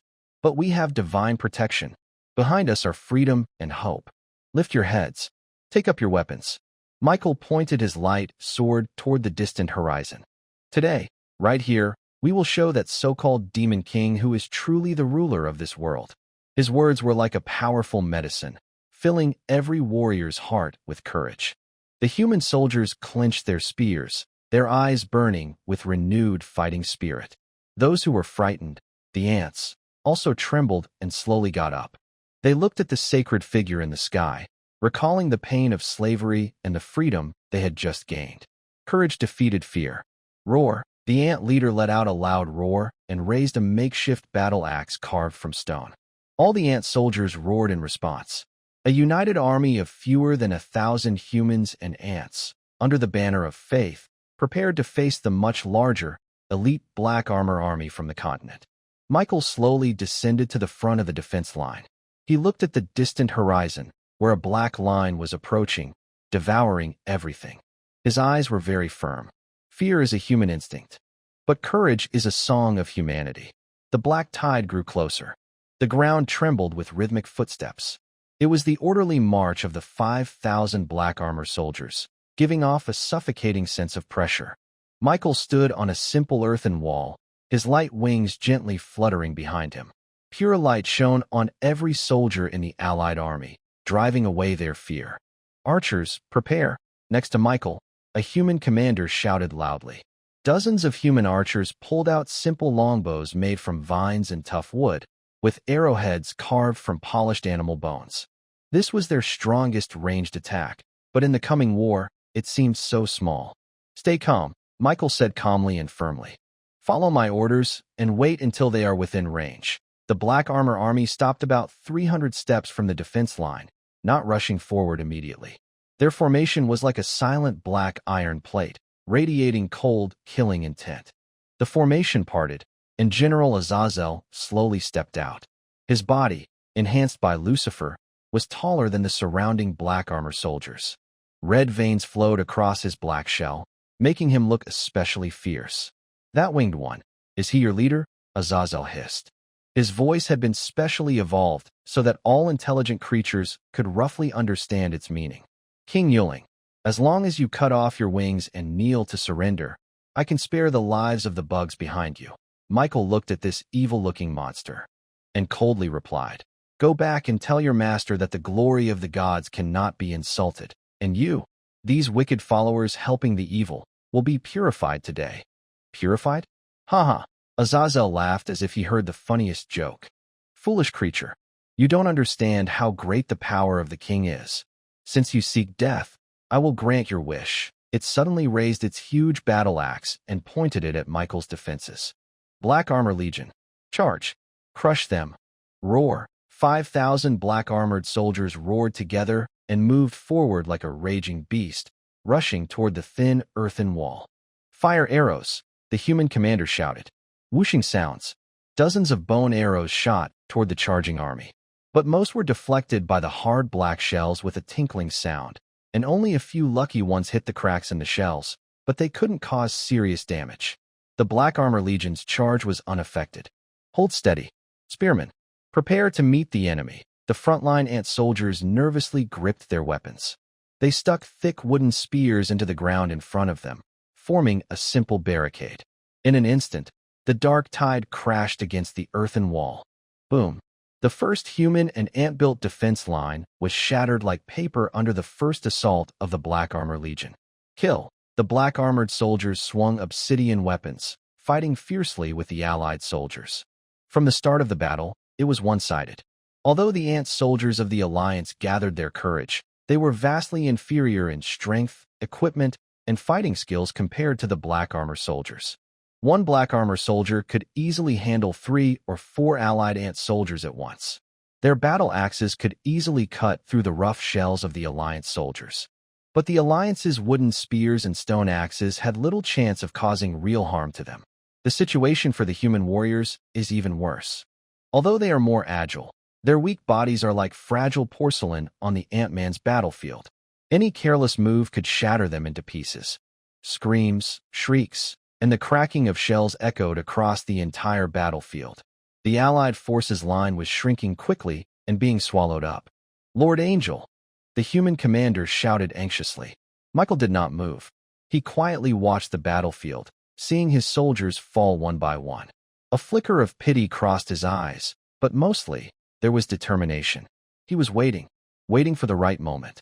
Asmodeus did not personally join the fight. He stood at the back, sneering as he watched the slaughter.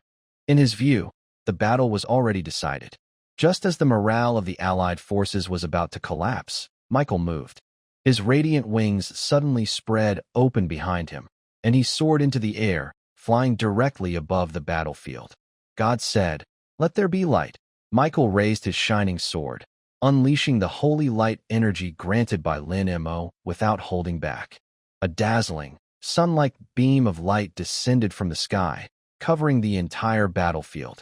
This light was warm and sacred, shining on the soldiers of the Allied forces. They felt their pain lessen, their tired bodies regain strength, and their fear vanish, replaced by unstoppable fighting spirit. Blessing of holy light.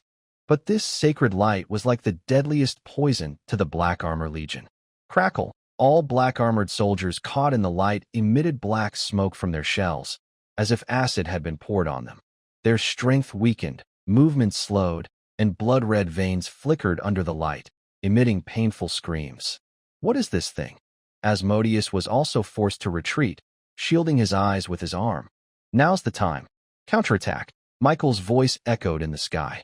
For the gods, for freedom, the soldiers of the Allied forces, blessed by the holy light, rallied with great morale and launched a desperate counterattack.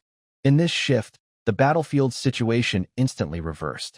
A black-armored soldier, who normally would need 3 or 4 allied ant-men to barely fight, is now being tightly held by a brave and fearless allied warrior. Another companion takes the opportunity to smash open its light-corroded shell with a stone axe. Michael, like a god on the battlefield, does not join the direct fighting. Instead, he flies constantly in the air. He carefully casts small blessings of holy light into the most intense areas of the battle. At the same time, his light sword emits white blades of light, targeting and killing black-armored officers trying to regroup. Damn it! Azazel finally reacts from the shock of the holy light. It roars loudly, leaps high into the air, jumping over 10 meters, swinging its battle axe straight at Michael in the sky. "Come down here." Michael's eyes sharpen.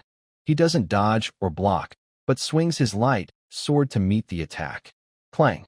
The light sword and the giant axe clash fiercely in midair, bursting with bright light and a loud explosion. Michael feels a huge force from the sword, and he is knocked backward, flying out. Azazel's strength far exceeds that of ordinary black-armored soldiers. Huh, an angel? Just so, Azazel, having landed a hit, becomes even more reckless. It lands and then pushes off with its legs, shooting toward Michael like a cannonball again. Michael quickly stabilizes himself, flaps his light wings, and skillfully dodges Azazel's attack. He knows he cannot fight this monster with brute strength. His advantage lies in his agility in the air and the holy light's restraint on enemies. Thus, a chase unfolds above the battlefield. Azazel frantically pursues on the ground, jumping repeatedly to attack. Meanwhile, Michael deftly dodges in the air, occasionally counterattacking with his light blades, while continuously providing holy light support to the allied forces below. Because of Michael's presence, the battlefield, which was on the verge of collapse, is pushed back to a state of balance. The black armored army is powerful, but under the pressure of holy light and the relentless counterattack of the allies, they are experiencing their first taste of being unable to advance. In the Demon City, Lucifer stands on the massive foundation of the Tower of Babel. This great tower, which he named Babel, is already taking shape. Countless Ant-Man slaves and human workers, like ants, carried huge stones, groaning in pain under the overseer's whip. He looked into the distance, as if he could see through space, to the battlefield repeatedly washed by holy light and dark tides. A messenger hurriedly ran toward him and knelt at his feet. King, General Azazel's army has been stopped. That angel has strange powers, weakening our soldiers and strengthening the enemy. Lucifer's face showed no surprise, only a colder gaze. Azazel, you still disappoint me, he whispered, his tone calm and emotionless. He's just an ordinary being. Even with power, he can't understand the true nature of strength. He turned around and looked at the kneeling messenger. How much longer? What? How much longer? The messenger was momentarily stunned. How much longer until Azazel's army is completely defeated? Lucifer asked. The messenger was terrified and trembling as he replied, based on the current rate of losses, at most. Half a day? The Black Armor Legion will collapse. Half a day? That's enough. Lucifer stepped down from the tower base and headed toward the depths of the Demon City. He didn't give any more orders, nor did he show anger or anxiety. He walked calmly, as if the collapse of his most elite army was just a trivial farce unrelated to him. He reached his private chamber, which had no fancy decorations, only a large, smooth mirror-like wall. Reflected on the wall was his tall, perfect figure. God, my father, he whispered to his reflection, do you think sending a puppet can stop me? You gave him light, and I will show him what true darkness is. You gave him faith, and I will show him what real despair looks like. He reached out and gently touched the cold mirror surface. It's time. Time for you to see what your perfect creation has become. And it's also time for those ignorant beings to understand that this world doesn't need a fleeting god. I, Lucifer, am their only ruler. He suddenly punched the black obsidian mirror. Crack. The mirror shattered, but the pieces did not fall. Instead, under an invisible force, they transformed into black armor plates, beginning to cover Lucifer's entire body. This was not simple armor. The plates glowed with dark red light, as if alive. Fierce spikes extended from his shoulders and elbows. A helmet that covered his entire face, with only 2 crimson eyes visible, concealed his final face. When the last armor piece was in place, a terrifying demon king, radiating destruction, appeared in the grand hall. He did not bring any guards. He walked out of the demon city alone. He wanted to end this boring war himself. He wanted to personally cut off the head of the so-called angel. Meanwhile, on the bloody battlefield, Michael's face was pale. He kept casting large area holy light blessings, which drained him greatly. The fight below was still fierce. The allied soldiers fought bravely, driven by faith and holy light, refusing to retreat. The soldiers of the Black Armor Legion, weakened by the holy light, became more frantic. They abandoned defense and only attacked wildly. Every second, many lives were lost. Green and red blood stained the barren land into a terrifying muddy swamp. Behind the camp, in a corner that seemed out of place amid the chaos of battle, a young man named Noah watched silently. He was also a descendant of humans cast out of Eden, but he was different from others. He did not like fighting or killing. He preferred to build things with his own hands. He was a natural craftsman. While others were tense or excited about the battle, his eyes were filled with deep worry and sadness. Why does it have to be like this? He whispered. Aren't we all children of the gods? Why must we kill each other? This war has no winners. Noah, what are you thinking? Come help.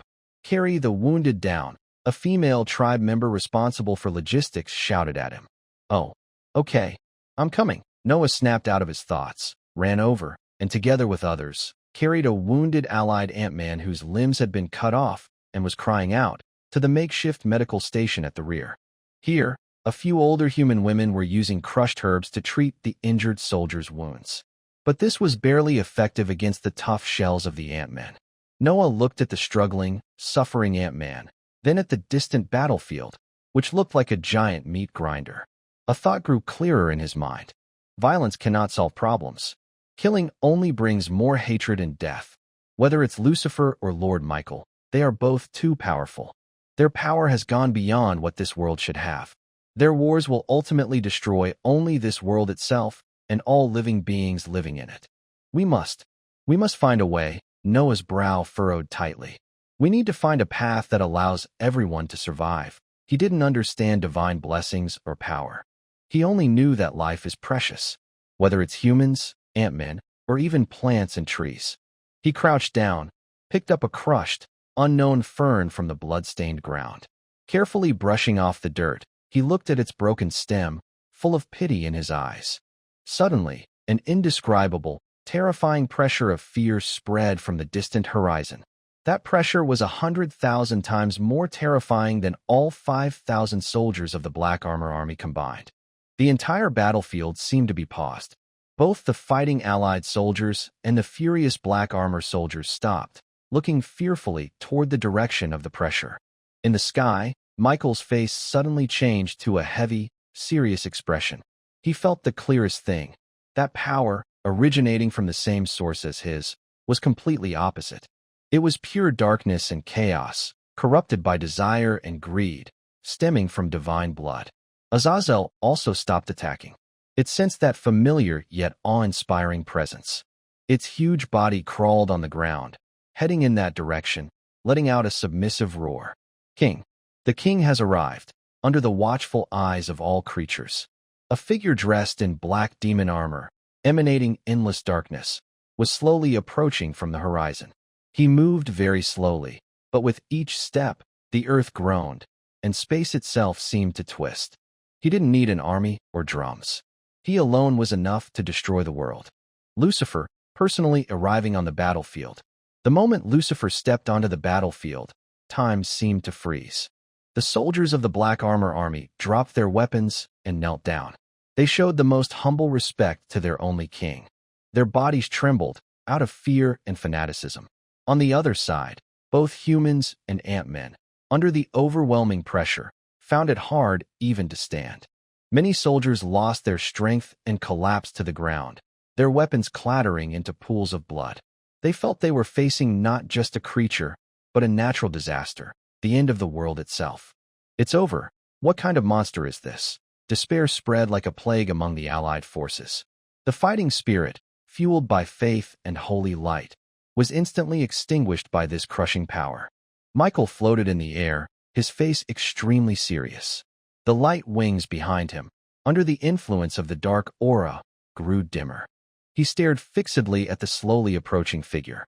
That was Lucifer, the fallen one who stole divine blood, the tyrant who enslaved the entire continent, and his destined enemy. Michael. Lucifer stopped and stood before the two armies. He made no sound. His words echoed directly in everyone's mind. Should I call you my foolish brother? Or a new dog beside the father? His voice was full of mockery and contempt. Michael took a deep breath, forcing himself to suppress the discomfort caused by the opponent's intimidating presence, and responded in the same way. Lucifer, you blasphemous thief of divine grace. Your tyranny ends here. Today, I will, in the name of God, completely purify you. Purify me? Ha. Lucifer laughed loudly, his laughter echoing in everyone's soul, causing many weak-willed soldiers to foam at the mouth and faint. Just you?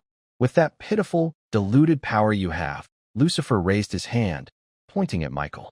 You don't understand the difference between us. What you have is gift, a gift freely given. And I have origin, a power taken through conquest, truly mine. Look at those poor souls behind you. Lucifer surveyed the trembling Allied army. They were filled with hope because of you, but now they despair because of me. What have you given them? Just an illusion, a fleeting dream. and I have given them order. A clear goal.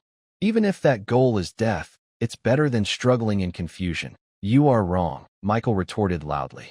What you give them isn't order, but slavery. Not a goal, but destruction. God created life so they could live freely and with dignity. Not to be tools for your selfish desires. Freedom? Dignity? Lucifer sneered. Those are things only the weak need. For the strong, freedom is doing as they please, and dignity is trampling everything. This world follows the primal law, survival of the fittest, and I am the ultimate selection of this world. Before he finished speaking, Lucifer moved. He didn't use any weapons, only slowly raised his right hand. A dense, tangible dark energy gathered in his palm, forming a constantly spinning black sphere that emitted a terrifying pull. Let me show you what true power is. He casually waved his hand, and the black energy sphere instantly appeared above the Allied army's position. Boom! The black sphere suddenly exploded, transforming into a huge black dome that covered about half of the soldiers. There was no explosion and no loud noise. The area covered by the black dome was completely swallowed up in an instant. Light, sound, and life itself vanished. When the darkness faded, the area was empty. Hundreds of Allied soldiers, along with the ground beneath them, seemed to have been erased from the world, leaving only a deep, smooth, mirror-like circular crater. Silence. Deathly silence. Everyone was terrified by this divine and demonic strike, their spirits shattered. This was no longer a war, it was one-sided destruction. Did you see that, Michael? Lucifer's voice echoed again. This is the difference between us. I only need a thought to make them vanish, and you have to use your pitiful holy light to bless them, one by one.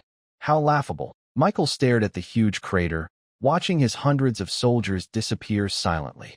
His eyes turned bright red instantly. Lucifer, he roared with endless anger and sorrow, and his radiant wings behind him burst out with unprecedented brightness. He no longer cared about the soldiers below. He transformed into a golden meteor, wielding a glowing sword that grew tens of meters long, filled with the aura of judgment, and slashed directly at Lucifer. He knew that any tactic or army was meaningless before this demon king. The only chance of victory was for him to defeat Lucifer himself. Faced with this sword capable of splitting mountains and tearing seas, Lucifer only slowly raised his head.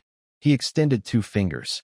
In everyone's disbelief, he casually pinched the huge sword, which burned with fierce holy fire, between his fingers. Clang! A sharp clash of metal.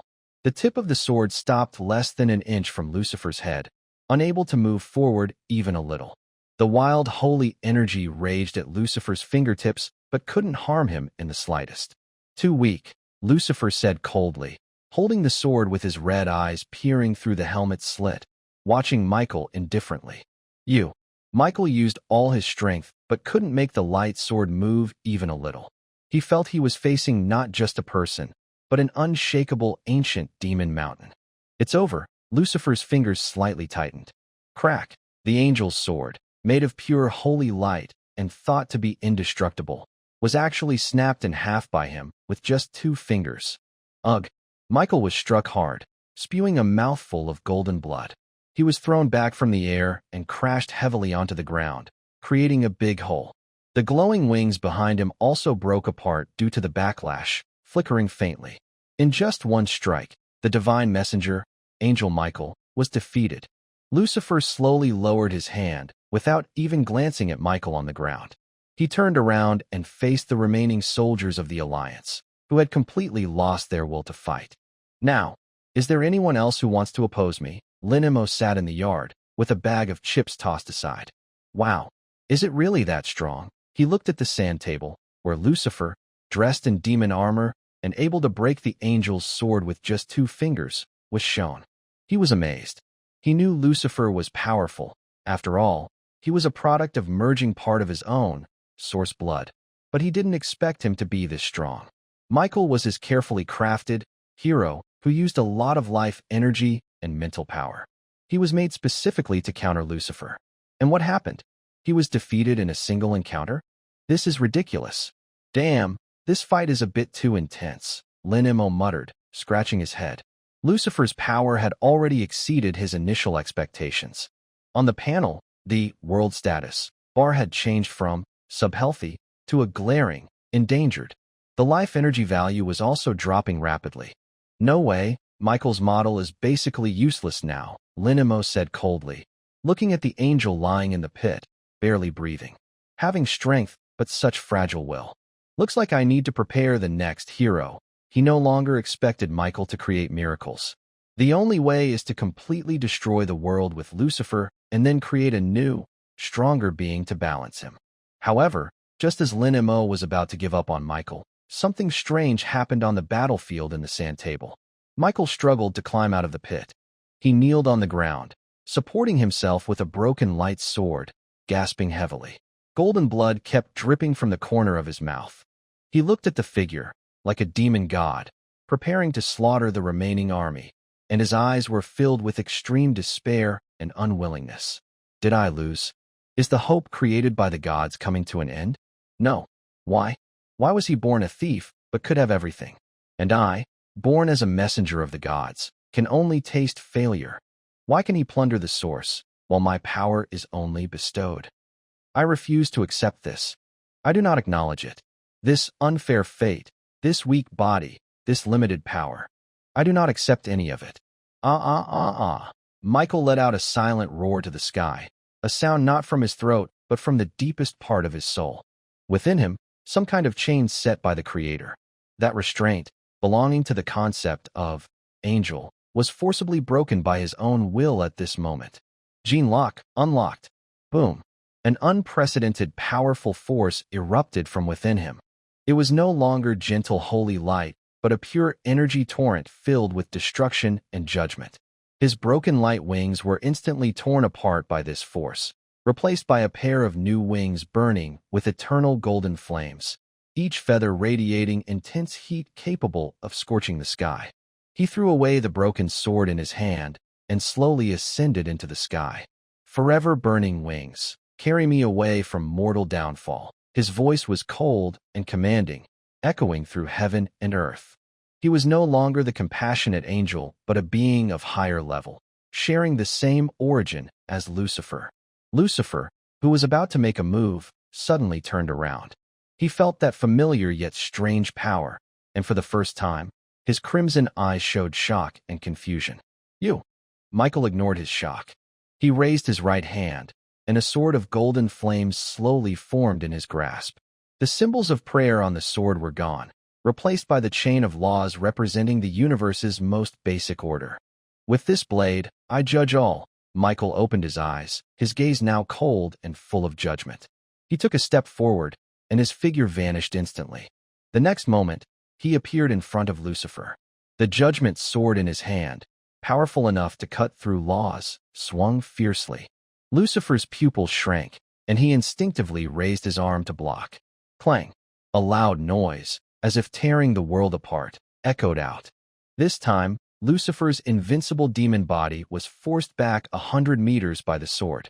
His armored arm shattered bit by bit, and black demon blood splattered for the first time. How is this possible? This power you have been granted. Lucifer looked at the wound on his arm and roared in disbelief. Now, this power belongs to me. Michael's figure was like a shadow, and the judgment sword in his hand turned into a destructive web of light, completely enveloping Lucifer. Judgment, his voice was emotionless. Each word became a golden sword of law, cutting through everything. Unworthy are burned by fire. Those who mourn deserve death. Deceivers, I declare you powerless. Rebels, be consumed by flames. Fallen ones, cannot be forgiven. Greedy ones, face destruction. Judgment, the golden judgment sword, carrying the will to cut through laws, left deep wounds on Lucifer's body, exposing bones. Demon blood splattered, and the unbreakable demon armor was being peeled away piece by piece.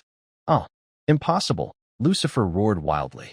He couldn't accept that he was being pushed into such a corner by what he once saw as a mere insignificant failure. The golden flames and the law of judgment seemed to be his natural enemies, purifying his proud demon form.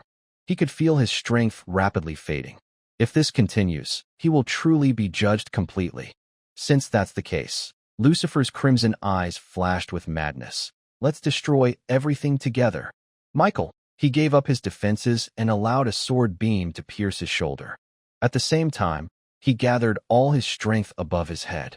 A ball of energy filled with endless darkness and resentment quickly expanded. This black sun, with a long tail flame, like a fallen star, roared toward Michael and the allied forces behind him. Wherever it passed, space shattered inch by inch, and the ground turned to scorched earth. Just the aftershock from it caused many soldiers' bodies to collapse and melt away. This was a blow capable of destroying the world. Faced with this apocalyptic scene, Michael's eyes remained calm and steady. He held the judgment blade with both hands and slowly raised it above his head. He didn't create a destructive, earth-shaking display like Lucifer. He simply poured all his faith, will, love, and protection for this world into this sword. Holy light, please guide me, he whispered softly and swung the strongest, final sword of his life. Guardianship, judgment. A seemingly ordinary, extremely restrained golden sword light shot out from the tip of the sword. This sword light had no overwhelming power or fiery heat.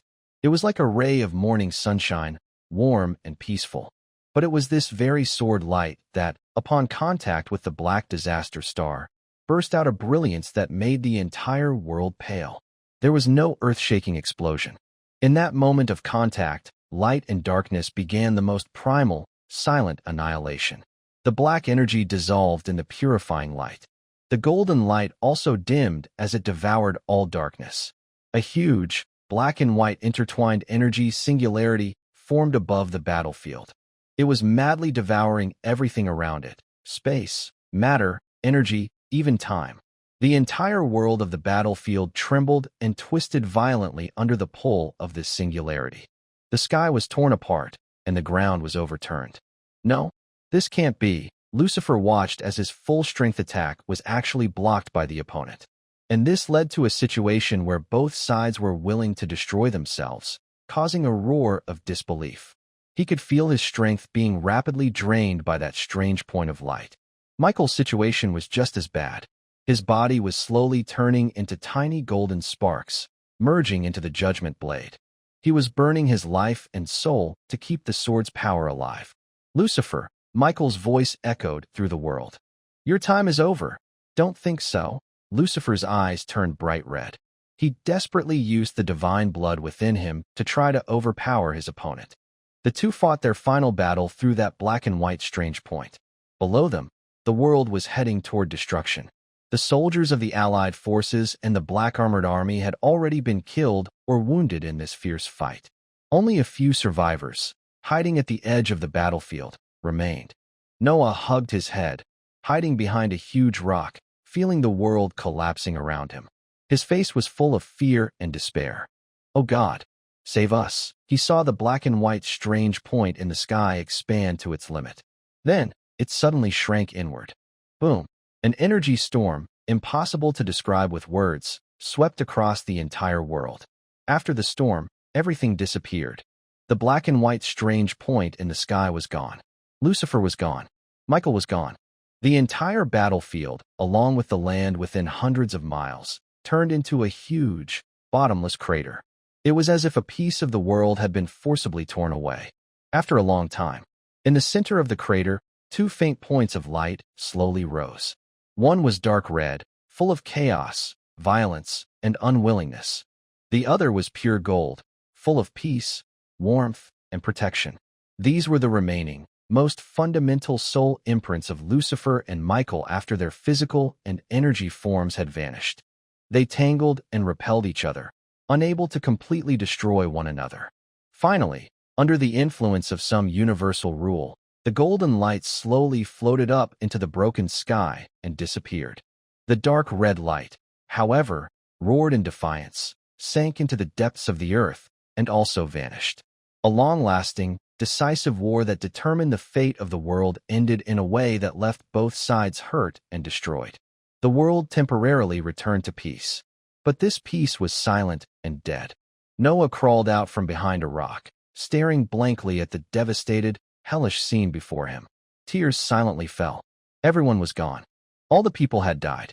brave tribespeople, fierce ant-men, mighty angels, terrifying demons. Everything was over. Only he and a few survivors remained, lost and confused in this broken world. Why did it end like this? Noah knelt on the ground, crying out in despair. He looked up at the sky, which was also shattered and full of cracks. God, did you see this? Is this the result you wanted? For the first time, he questioned and resented the unseen God. In the yard, on the control panel of the sand table, the life energy value had fallen to an all-time low, less than 10 points. The world status had turned blood red and showed imminent collapse. Lucifer and Michael's final attack had far exceeded his expectations. These two had grown strong enough to threaten the very survival of the sand table world. The energy cycle system of the entire sand table world was completely disrupted, rules broken, and the ecological chain severed. If no rescue was made, in just a few hours, this world would fully die and revert to a barren, lifeless sand table. Then Lin Mo would have wasted his efforts in vain. Damn, I really raised two good sons, Lin Mo muttered bitterly. At this point, there was only one way left. Break to rebuild, die to rebirth. He looked at the sand table, where Noah, the small figure kneeling and crying out, was. Kid, you're lucky. Lin Mo took a deep breath and made a major decision. He was going to perform a complete formatting of this world. A great cleansing. Lin Mo stood up, walked to the faucet, and filled a large basin with clear tap water. He looked at the water surface shaking in the basin and then at the miniature world on the sand table, his eyes becoming very complex. Within it, there was the first single-celled organism he created, the first fern he guided through evolution, and the first human he personally shaped. Although they were just data in the sand table. But watching them evolve, develop, build civilizations, and start wars, Lin Mo had already invested real feelings. Now, he was about to destroy all of it himself. He sighed. Being a god is really not an easy job. But reason told him this was the only choice. Just like a computer infected with a virus, after removing the virus, the system becomes badly damaged. The best way is to reinstall the system. The war between Lucifer and Michael is the most terrible virus in this world. Although the virus has been removed, the entire system is about to collapse. He must format it and start over. Noah, it's up to you. Lin Mo's gaze fixed on the surviving human craftsman. He was one of the few sparks of reason and kindness remaining amid this disaster. The new world needs such a guide. Lin Mo concentrated his mind and issued a divine decree to Noah, the first and last since the war began. This time, the decree was no longer a stern command or mysterious revelation. It was a pure message filled with compassion and warning. Desperate Noah knelt on the ruins, silently protesting to the sky. Suddenly, a grand and sorrowful voice rang directly in his soul. The world is about to be cleansed. Sin and glory will be drowned by the flood. Noah was stunned. He recognized this voice. It was the voice of the true God that had appeared when Lord Michael descended. God, is that you? Noah responded trembling. Go, my child. The voice did not answer his question, but continued. Go to the highest mountain, cut down the hardest trees, and build a great ark. Gather your people and every pure creature on this land. Choose one pair of each, and bring them onto the ark. After 7 days, the water valve of the sky will open, and the depths of the earth will split. Heavy rain will fall for 40 days and nights, flooding everything. The ark is your only hope for survival. The divine message ended abruptly.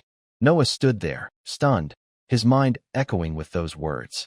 A great flood to destroy the world? To drown everything? He looked up at the sky. Though broken, it was clear with no clouds. He looked around. The land was dry and scarred. Is this real? Or is it just a hallucination caused by his grief? But the powerful sense of authority and mercy felt undeniable. Arkansas, Noah whispered to himself. He remembered his lost family, the lively Garden of Eden, and the war between angels and demons. This world has truly become corrupt. Maybe a complete cleansing is the only way to find peace. I understand now, my God. Noah slowly stood up, his confusion and anger replaced by a heavy sense of duty. He stopped questioning why this was happening or doubting God's plan. The only thing he could do now was survive. and carry the spark of life in this world, together. He turned and ran toward where the survivors gathered. Everyone, listen to me. The Lord has spoken. He shared the divine message with the few remaining survivors, who were also lost and hopeless. What? A flood? To drown the world? Noah, are you crazy? Why would God do this? Has he abandoned us? The survivors didn't believe him. Some thought Noah was spreading false rumors. It's true. I heard it clearly, Noah explained urgently. We don't have much time. Only 7 days. We must build the ark immediately, but where can we find so much wood? We only have a few dozen people. How can we build a giant boat in 7 days to survive the flood? An older craftsman asked, pointing out the practical problem. Noah was silent. Yes, it seemed almost impossible. Just then, Lin-Mo stepped forward again. He used up his remaining mental energy to activate his authority as the creator god. He forced the creation of a forest in the sandbox world, those in the remote areas that survived the war, by a process of forced growth. In front of Noah and the survivors, huge ancient trees, dozens of meters tall, suddenly appeared on the distant horizon. These trees were as hard as iron, making them the best material for building the ark. At the same time, Lin-Mo used a kind of inspiration to inject the coordinates of surviving land animals and insects, untouched by Lucifer and Michael's corruption, into Noah's mind. Miracle. It's a miracle. The survivors, seeing the forest appear out of nowhere, all knelt in shock. They finally believed Noah's words. God had not abandoned them. God was guiding them. Quick, everyone, move now. Noah immediately organized everyone. Men, cut down trees. Women and children, find the creatures God pointed to.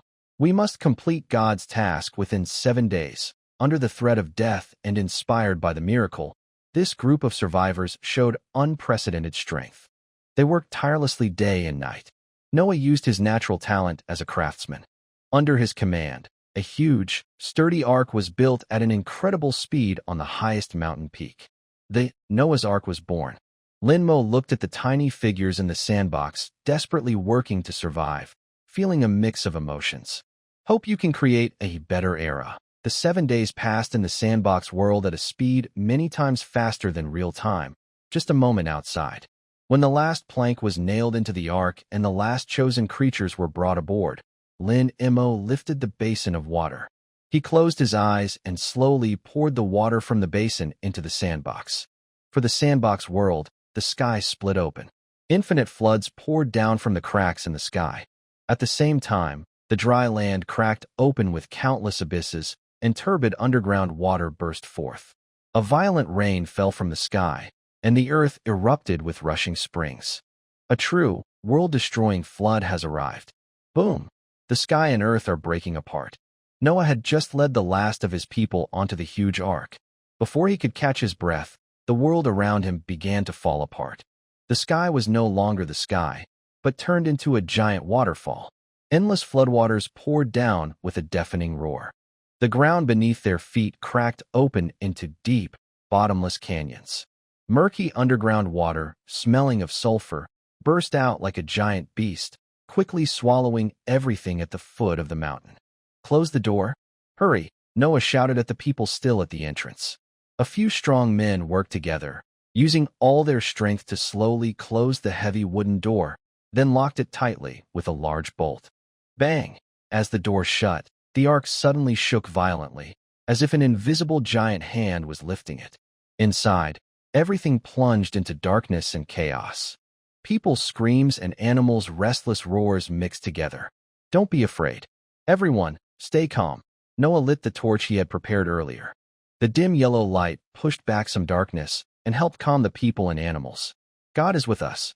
We are chosen. We will survive. He shouted loudly to encourage everyone. The ark, caught in the raging flood, shook and bobbed like a helpless leaf. Through the lookout window sealed with transparent crystal stones, Noah saw a scene he would never forget. The flood had already covered the highest mountain at his feet.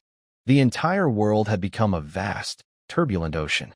All the symbols of the past, cities shining with glory, the towering Tower of Babel, the huge crater left by Michael and Lucifer's battle. All remnants of civilization and scars of war were swept away by the flood, buried beneath the water. Sin and glory, at this moment, lost their meaning. The world was being reset. Inside the ark, a young child cried loudly, frightened by this apocalyptic scene. His mother held him tightly, trembling herself, softly praying, "God, please calm your anger." Noah walked over and knelt beside her. Gently, with his rough hands made from building the ark, he stroked the child's head. "Don't be afraid, child," he said softly and firmly. "This is not destruction, but new life. After the flood, we will have a new, clean home." He wasn't sure if he was comforting the child or himself. Days passed one after another. Outside the ark, there was endless wind, rain, and thunder. Inside the ark, a different scene unfolded. After the initial chaos and fear, the survivors, led by Noah, began to rebuild order. They counted supplies, divided food and fresh water fairly. They cared for the animals that had also survived, feeding them and cleaning up after them. These animals were no longer just prey or wild beasts. They were now companions, sharing the future of the world, just like the people. Noah showed great leadership. He was fair, kind, and wise. He organized people to strengthen the ship's compartments and repair parts damaged by the storm. He encouraged everyone to share their knowledge and skills in the small space. Older craftsmen taught young people how to identify wood and use tools. Older women taught young girls how to weave and prepare herbs. Noah himself recorded stories about the Garden of Eden, Adam and Eve, angels and demons, and gods while on smooth wooden boards. He wanted to pass down this history. He wanted future generations to know where they came from, what they had experienced, and where they were headed. The spark of civilization was preserved on this shaky ark in the most primitive and resilient way. 40 days and nights finally passed. The rain stopped. The world fell into silence. Noah opened the top deck hatch. Blinding sunlight poured in, making him squint. He climbed onto the deck and looked around. All he saw was endless ocean. The water was as calm as a mirror, reflecting the clear blue sky. The air was filled with the fresh scent of rain-soaked earth. All the dirt and grime had been washed away. "It's over," a tribe member cried happily. "We are alive." Everyone rushed onto the deck, cheering, hugging, and celebrating this hard-won new beginning. Noah also showed a rare, happy smile. He walked to the edge of the boat and released a carefully raised, pure white bird. The bird circled in the sky a few times, chirped clearly, and then flew off into the distance. Many days passed. The ark still floated on the endless ocean. People started to feel anxious. When will the water go down? Where's the land? How much longer must we drift? Every day, Noah climbed onto the deck, looking out into the distance, hoping to see the shadow of land. Finally, one morning, he saw the white bird he had released return. It carried a small sprig of fresh green leaves in its beak. It was an olive branch. "Land," Noah shouted excitedly. "I see land." Everyone cheered again. They looked in the direction the bird had flown from. Sure enough, at the distant horizon where the sea meets the sky, a tiny, green mountain peak appeared above the water. The ark slowly moved toward that new land. A brand new era was about to begin. The ark finally reached the shore. The huge boat was stranded on the slope of a tall mountain. This mountain was the place where Noah and the others had set out from. Now it became the first landmark of the new world. Creak, the large hatch was slowly opened again. Bright sunlight and fresh, moist air poured into the ship. Noah was the first to step outside. He felt the solid, damp earth beneath his feet, and a deep sense of relief filled his heart. He knelt down and kissed the new land. "Thank you, God." The surviving tribe members also stepped out of the ark. They eagerly breathed in the fresh air, feeling the earth beneath their feet, and many burst into tears of joy. Animals that had been confined in the ship's hold for a long time also couldn't wait to come out, rushing into the forests and shouting happily as they regained their freedom. Looking around, the whole world looks like a freshly painted watercolor. The sky is a clear blue, and the land is rich, black soil left behind by the flood. In the distance, the mountains have turned green again. Everything is full of wild, primitive life. The traces of the old world have been completely erased. There are no more cities, no more wars, no thrones made of bones, and no land stained with blood. What should we do? A young man asked Noah. Looking at this world that felt both familiar and strange, feeling confused. Noah stood up, brushed the dirt off his clothes, and looked determined. The first thing we need to do is survive. He pointed to the huge ark. This ship is a gift from the gods, a safe place for us, and the foundation for rebuilding our home. We will dismantle it and use its wood to build our first village. Then, we will clear the land. Plant the seeds we brought, find water sources, and learn to hunt again. We want our children and grandchildren to live and grow on this land. Under Noah's leadership, the survivors began the hard work of rebuilding their home. They took apart the wooden planks of the ark and built simple wooden houses on the hilltops to protect themselves from storms and wild animals. They cleared the first fields and planted the few grains they had brought from the ark. The men formed a hunting team, carrying simple weapons, carefully exploring this dangerous new world. Although the world had been cleansed, dangers still remained. The flood had washed away civilization, but couldn't wipe out all the powerful creatures. Some large land predators, survivors of the war and once considered prey by the ant empire, now became the new rulers of this land. On their first hunt, they encountered a giant spider as big as a small mountain, with 8 legs. 2 young hunters, before they could send out a warning, were dragged into a dark cave by it and never returned. This bloody lesson made everyone realize that survival in this new world is much harder than they thought. Humans are no longer the rulers of this world. They have fallen to the bottom of the food chain and must struggle to survive. At night, around the campfire, the survivors sit together and the mood is heavy. Noah, what should we do? The wild animals outside are too scary. We are no match for them, said a young hunter named Shine, feeling sad. Noah looked at the flickering fire and was silent for a moment. We can't give up. Giving up means death, he said slowly. Humans don't have sharp claws like the animals, nor tough shells. But we have something they don't. What? Shine asked. Wisdom. Noah picked up a burning stick. We know how to use fire, make tools, and work together. That is our greatest weapon. He stood up and walked to the center of the group. Starting tomorrow, we will change our strategy. We won't hunt alone anymore. We will set traps and use the terrain. We will use wisdom to beat strength. Inspired by Noah, humans began to use their greatest advantage. They stopped fighting the giant beasts directly and learned to set traps on cliffs, using rolling logs and large stones to attack them. They learned to make better weapons, like tying stones to the tips of spears to create powerful throwing spears. They also discovered that some plant juices are poisonous and could be applied to arrows to deal with those tough, thick-skinned creatures.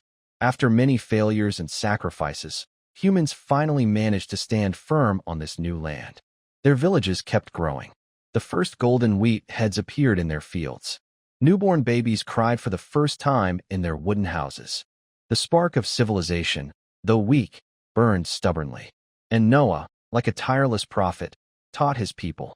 He taught them knowledge, morality, and the importance of respecting both God and nature. He repeatedly told children the history written on the wooden board, helping them remember their past.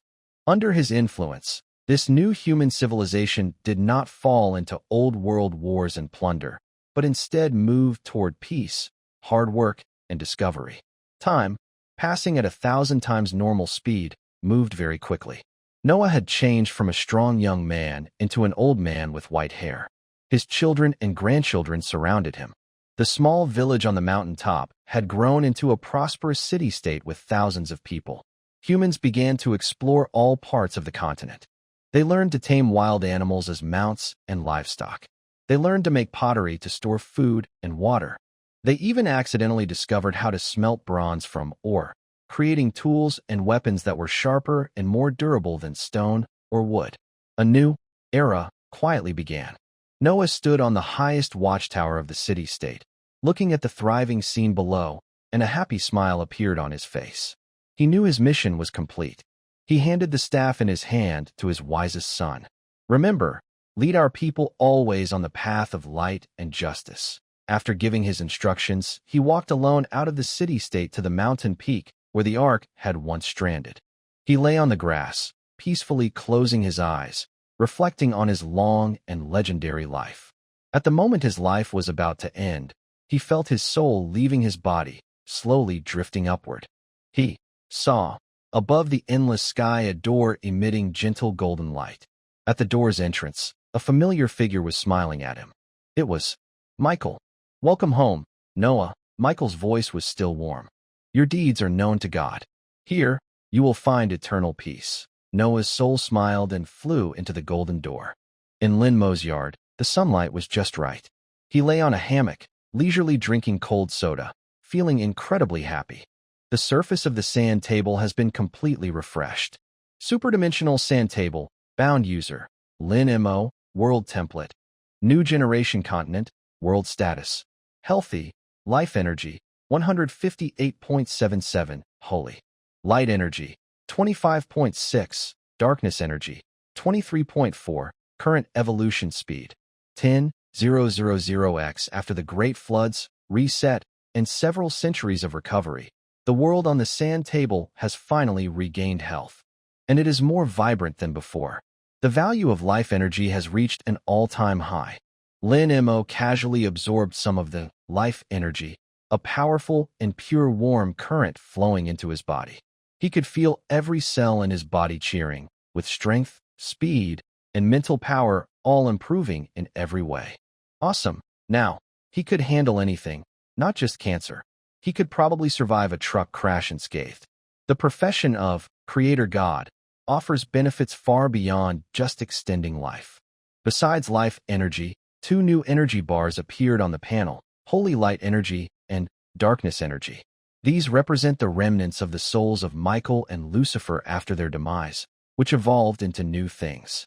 Lin-Mo discovered that these 2 energy bars symbolize the new rules of this world, rules that come into play after death. He focused his mind on the sand table.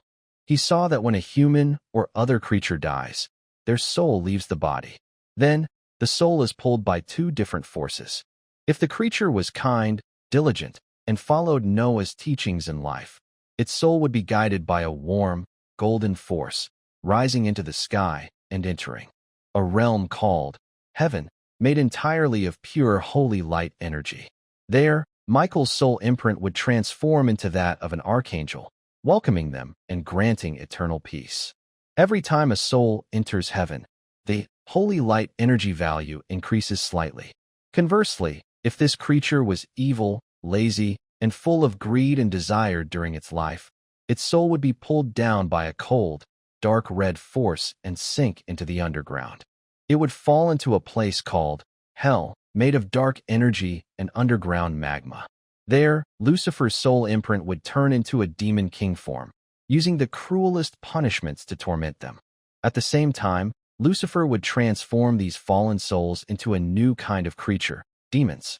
These demons have no physical bodies but can quietly return to the human world to tempt those with weak will, encouraging them to commit sins and fall.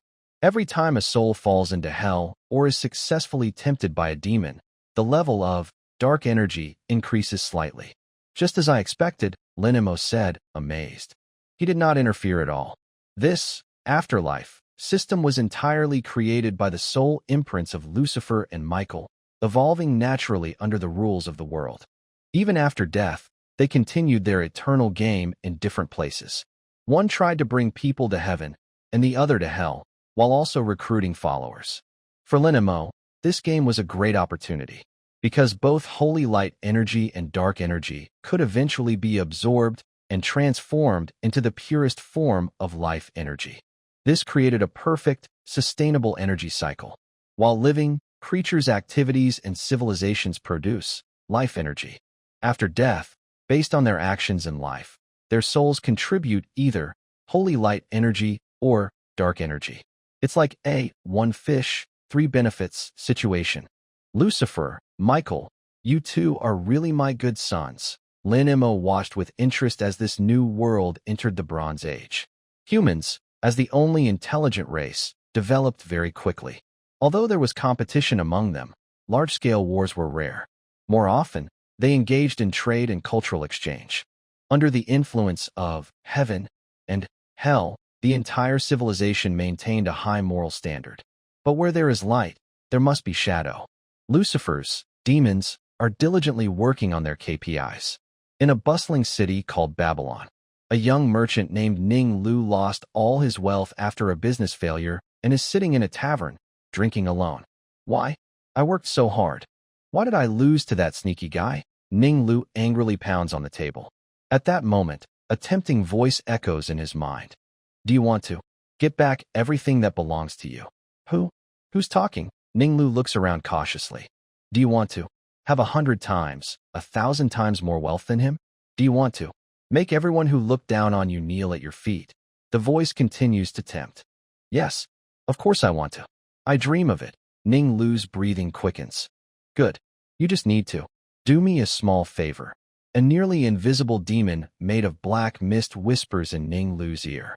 The next day, Ning Lu's rival, while transporting goods, encounters a strange mountain landslide, losing everything. Meanwhile, Ning Lu quickly amassed a large fortune using a mysterious lending method far beyond the current era, becoming the richest merchant in Babylon. He begins to grow greedy and domineering, using money and power to corrupt officials and suppress rivals. At night, lying on a bed made of gold and being served by many beauties, he feels his soul slowly turning dark, sinking deeper into the depths. So, groups of people with fire and skills move toward the deep land of the continent, establishing new settlements. Hundreds of years passed, and several large and small city-states appeared on the sandbox continent. Problems also arose. Oh gods! The people of Het city-state have taken our water source. Great Creator God, please send your divine punishment. The barbarians of Stonecliff city-state want to enslave us. In Lin Mo's God's eye view, he could see such troublesome incidents almost every day. Without a leader like Noah or a strict ruler like Lucifer, the darker side of human nature started to show.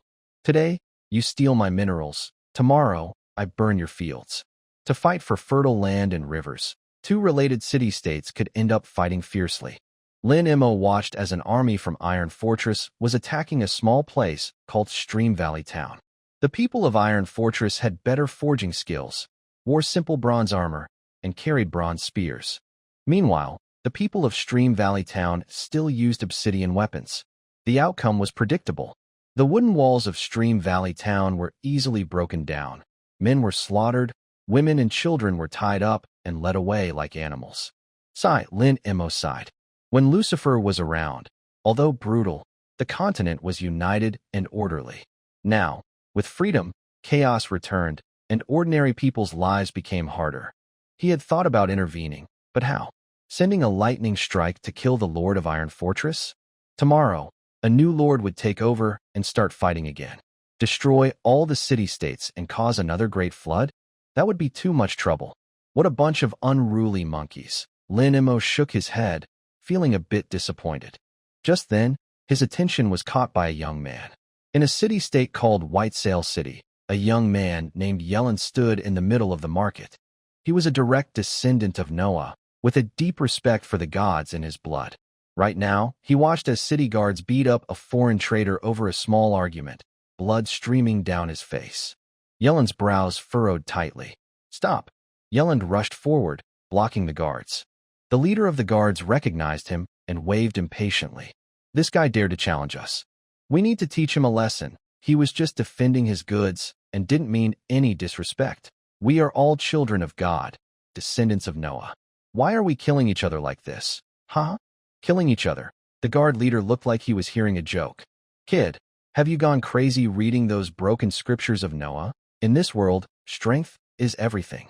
Without being tough, White Sail City would have been taken over by the barbarians from the north long ago. The people around started talking, mostly just watching the scene. Some thought Yellen was meddling too much. Yellen looked at the indifferent crowd and then at the groaning merchant on the ground. A trace of sadness appeared in his eyes. He didn't argue with the guards anymore. Instead, he quietly helped the merchant up, paid the so-called fine, and took out some herbs to put on his wounds. After doing all this, he didn't leave. Instead, he stood on a high step of the market square. Brothers and sisters of White Sail City, friends from afar, Yellen's voice spread throughout the market. Everyone looked over curiously. Do you remember the teachings of our ancestor Noah? We once shared food and helped each other on the ark. Guided by God, we rebuilt our homes on this new land. But now, for a few acres of land and a couple of rivers, we turn against our own people. We use the wisdom given by God to make sharper weapons, not to fight wild beasts, but to kill each other. Is this the world God wants to see? Is this what Noah's teachings are about? His words struck everyone's hearts. The market fell silent. The guard leader's face turned pale and then red. He wanted to argue but didn't know what to say. Yellen took a deep breath and continued. Chaos and killing only bring more hatred. We don't need stronger weapons.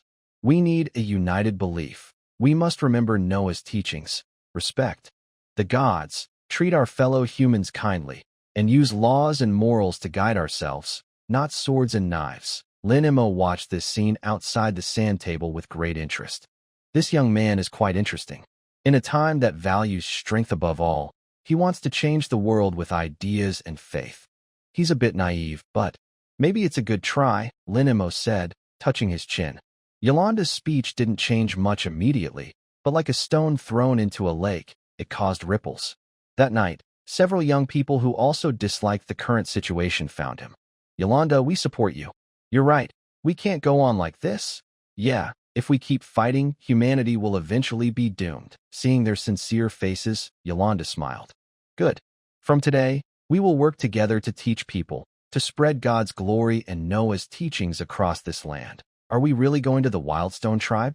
Those folks are just some unruly barbarians. One companion looked at the rough village built on a pile of rocks in the distance, worry on his face. Yolanda's mission to spread the faith was not easy. After leaving White Sail City, they headed inland. They found that the farther they went from the original center of civilization, the more hostility and suspicion there was between city-states. Many lords saw them as spies sent by other forces and refused to give them a chance to preach, simply driving them away. Because they are unreasonable, that's why we must go. Yolanda's tone was calm. He patted his companion's shoulder. God loves everyone. He won't abandon them just because they are savage. We are God's messengers, and we must not pick and choose. But, will they really listen? Let's try, Yolanda said with a smile, leading the way to the gates of the Wildstone tribe. Stop. Who are you? The guard at the gate raised his stone spear, alert and wary. We are servants of God, coming from the east, hoping to spread his message and bring peace to this land. Yolanda spoke confidently. Servants of God? The guard looked them over with suspicion and mockery in his eyes. Our Wildstone tribe only believes in the strength of the strong. Want to enter? Fine. Beat me in a fight. With that, the guard swung his stone spear and charged at them. Yellen's companions were so frightened they kept stepping back, but Yellen stood still, unmoving. As the stone spear was about to pierce his chest, he simply looked calmly into the attacker's eyes and slowly said, Violence does not prove your strength. It only shows your fear. The guard's movements suddenly froze.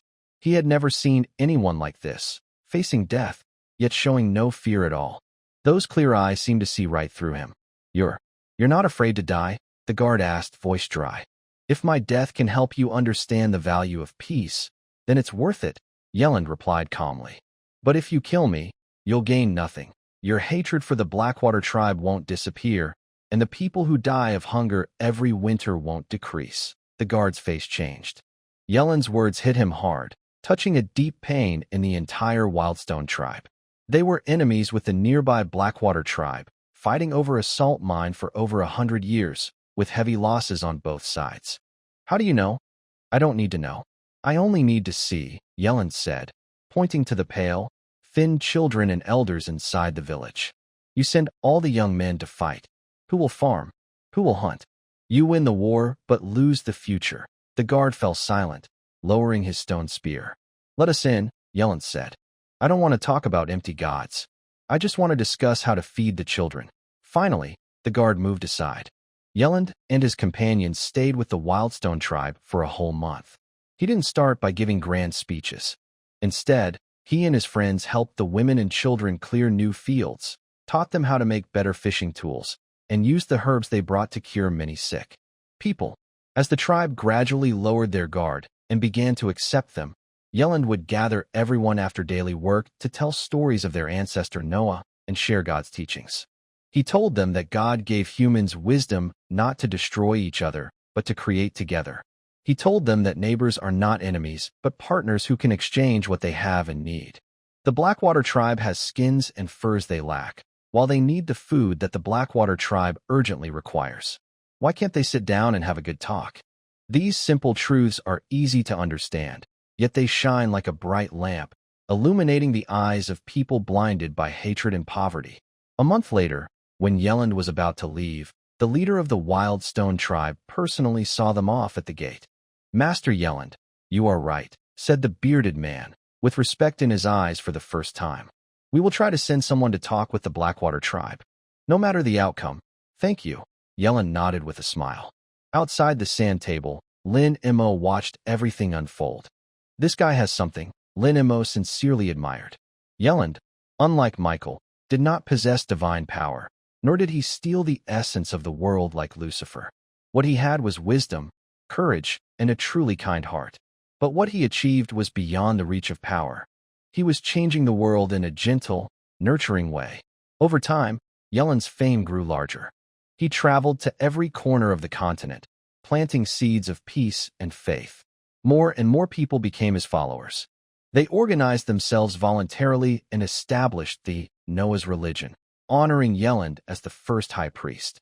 The teachings of the religion were simple, centered on Noah's advice: respect the gods, love your neighbors, obey order, and work hard to create. Under the influence of this religion, the chaos that had lasted for hundreds of years across the continent began to ease. Many formerly hostile city-states signed peace treaties and resumed trade. The whole world was quietly changing. On Lin Mo's sand table, the growth rate of life energy increased again because of this rebuilding of order. That day, the aging Yelland returned to the starting point of his journey, White Sail City. Now, he was the most respected person on the entire continent. He gathered all his devout followers and stood in the center of the city-state to announce a major decision. "People of the gods, we have a unified faith, but we still lack a sacred place for us to look up to together." Although old Yelland's voice was a bit hoarse, it still carried strength. "I have decided to build an unprecedented grand temple in the center of the continent, on the plains purified by floods. It will be the foundation of our faith and a symbol of our peace." As soon as he finished speaking, hundreds of thousands of followers erupted into thunderous cheers. Temple, temple, temple. The church was born. Feeling great, Lin Mo absorbed the large surge of life energy that flowed into him, feeling a pleasant sensation through his 36,000 pores. With the establishment and growth of the Noah Divine Church, the entire sandbox world entered a relatively peaceful and prosperous period. The efficiency of producing life energy reached a new high. He stood up and walked to the large water tank left by the landlord in the yard. Lin Mo grabbed the edge of the tank with one hand, focused his energy in his dantian, and slightly bulged his arm muscles. Rise. The heavy water tank was easily lifted over his head with one hand, and the water inside hardly swayed. "Hey, not bad." Lin Mo grinned and carefully placed the tank back in its original spot. Now, his strength, speed, and reaction time far exceeded normal human limits. But after the thrill, a feeling of emptiness washed over him. He sat back in the wicker chair and once again focused his consciousness on the sandbox panel. Life energy, 325.41.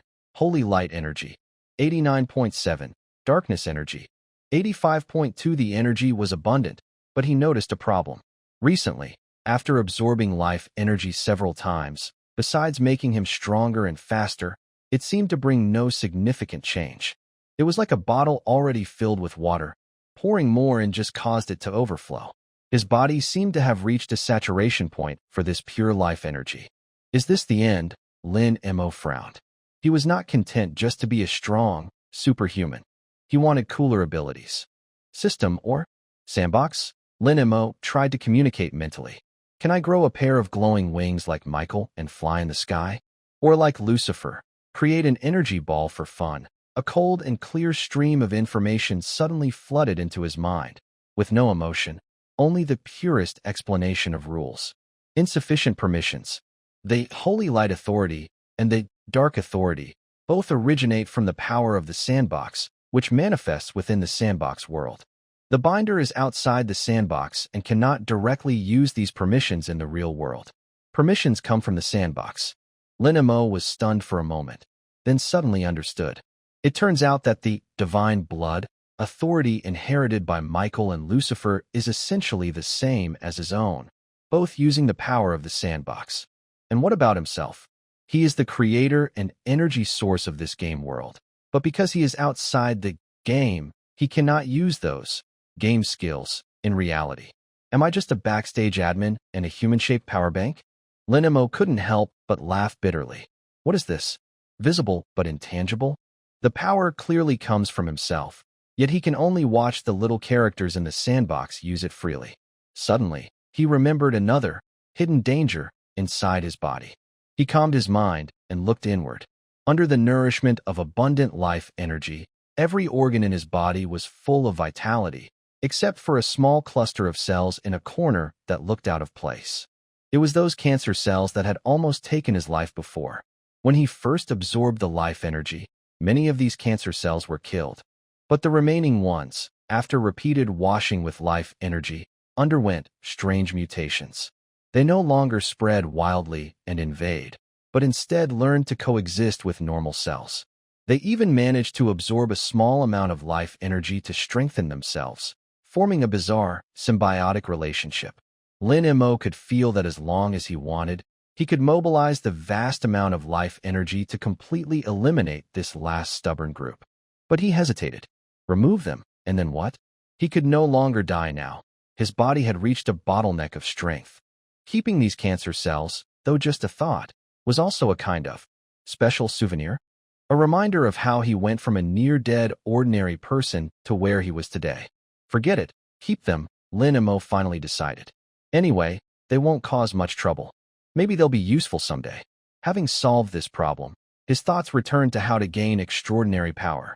Since he cannot directly access the authority, is there another way? He once again asked the sandbox. This time, the information flow gave a vague but promising answer. The world's authority is a direct reflection of the world's rules and cannot be controlled by external beings. However, when intelligent life within the world evolves from nothing to something, understanding and creating a new system of extraordinary power that does not depend on the world's authority, the rules of this system will exist as knowledge rather than authority. Knowledge can be learned. Linmo's heart suddenly jumped. He understood. As long as the humans in the sandbox can develop their own extraordinary powers, he, as the creator god, can learn this knowledge through the sandbox. Then, in the real world, he can also become a true mage. So that's how it is. That's how it works. Linmo excitedly patted his thigh, suddenly enlightened. His previous thinking was all wrong. He shouldn't always think of himself as a god giving something. Instead, he should find ways to guide and pressure the little people in the sandbox to explore and create on their own. His gaze involuntarily shifted to the center of the sandbox continent. There, on a vast plain, the foundation of a huge building was faintly visible. It was the remnants left by Lucifer when he built the Tower of Babel, still towering into the clouds. Night fell, and White Sail City was brightly lit. The elderly high priest, Yelland, was praying devoutly before a statue of Noah in the simple new church of the faith. He was very old now, with white hair and beard, and his face was full of wrinkles. These were marks left by years and hardships. His life had been dedicated to spreading faith and peace. Now, with the continent settled and the faith deep in people's hearts, he could finally rest. But he still harbored worries. Peace was so fragile. The reason the city-states could coexist peacefully was largely due to his reputation as high priest. But he will eventually die. When that happens, without restrictions, will the ambitions of the city-state lords grow again?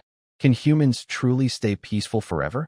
Just as he was worried, a vast, warm, and powerful will suddenly appeared without warning. Yelland trembled all over and immediately fell to the ground, tears of excitement streaming down his face. It was a god, the breath of the creator god. Since the time of ancestor Noah, the gods had not given clear divine messages for hundreds of years.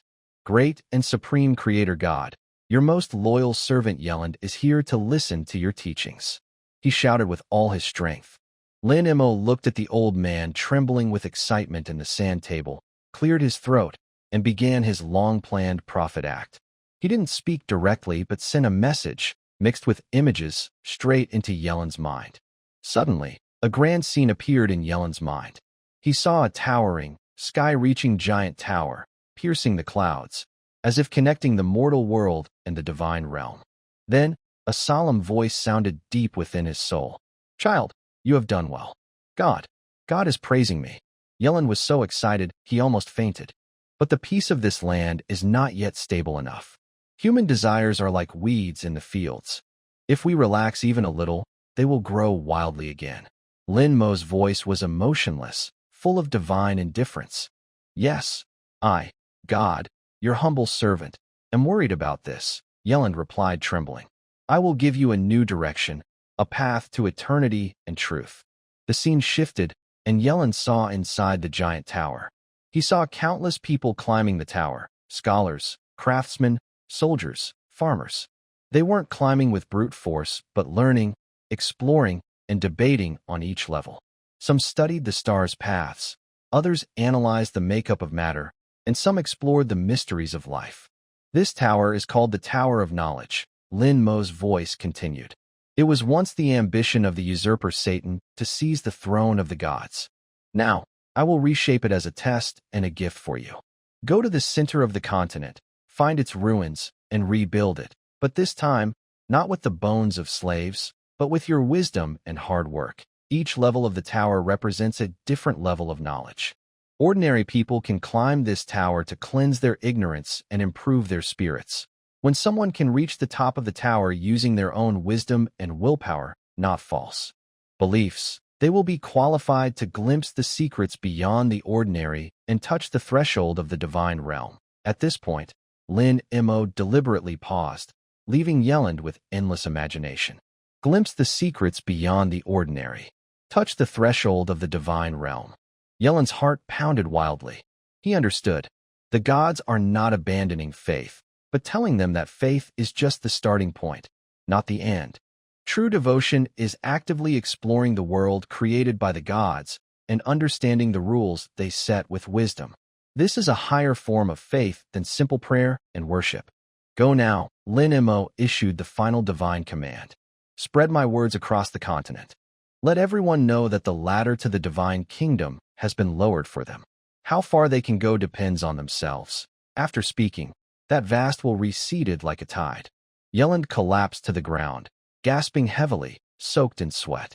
But his eyes shone with an incredible light, full of unprecedented brilliance. He knew what he had to do. This is not only to strengthen peace, but also to show all humans a new path for higher spiritual evolution. The next morning, High Priest Yelen gathered all the leaders of the church and the lords of the city-states, solemnly announcing this divine message from the Creator God himself. The entire continent instantly erupted in excitement. The Tower of Knowledge? Climb it to gain extraordinary power. Is this true? Has the divine really given us a revelation? Great. I've always thought praying all day was pointless. I'd rather focus on making better bronze tools. There was excitement and doubt, but more than anything, a burning passion was ignited. Especially the words, "touch the divine realm." The temptation for everyone was just too great. Under Yelen's personal call and organization, a large team made up of the best craftsmen, scholars, and warriors set out steadily toward the center of the continent. Lin Mo smiled happily outside the sand table. The bait had already been cast. Now it was just a matter of waiting for the fish to bite. He didn't help them directly build the tower because that wouldn't be meaningful. What he wanted was the process itself. During the rebuilding of the Great Tower, they would inevitably face many technical challenges, which would push their knowledge of math, physics, architecture, and related fields to develop rapidly.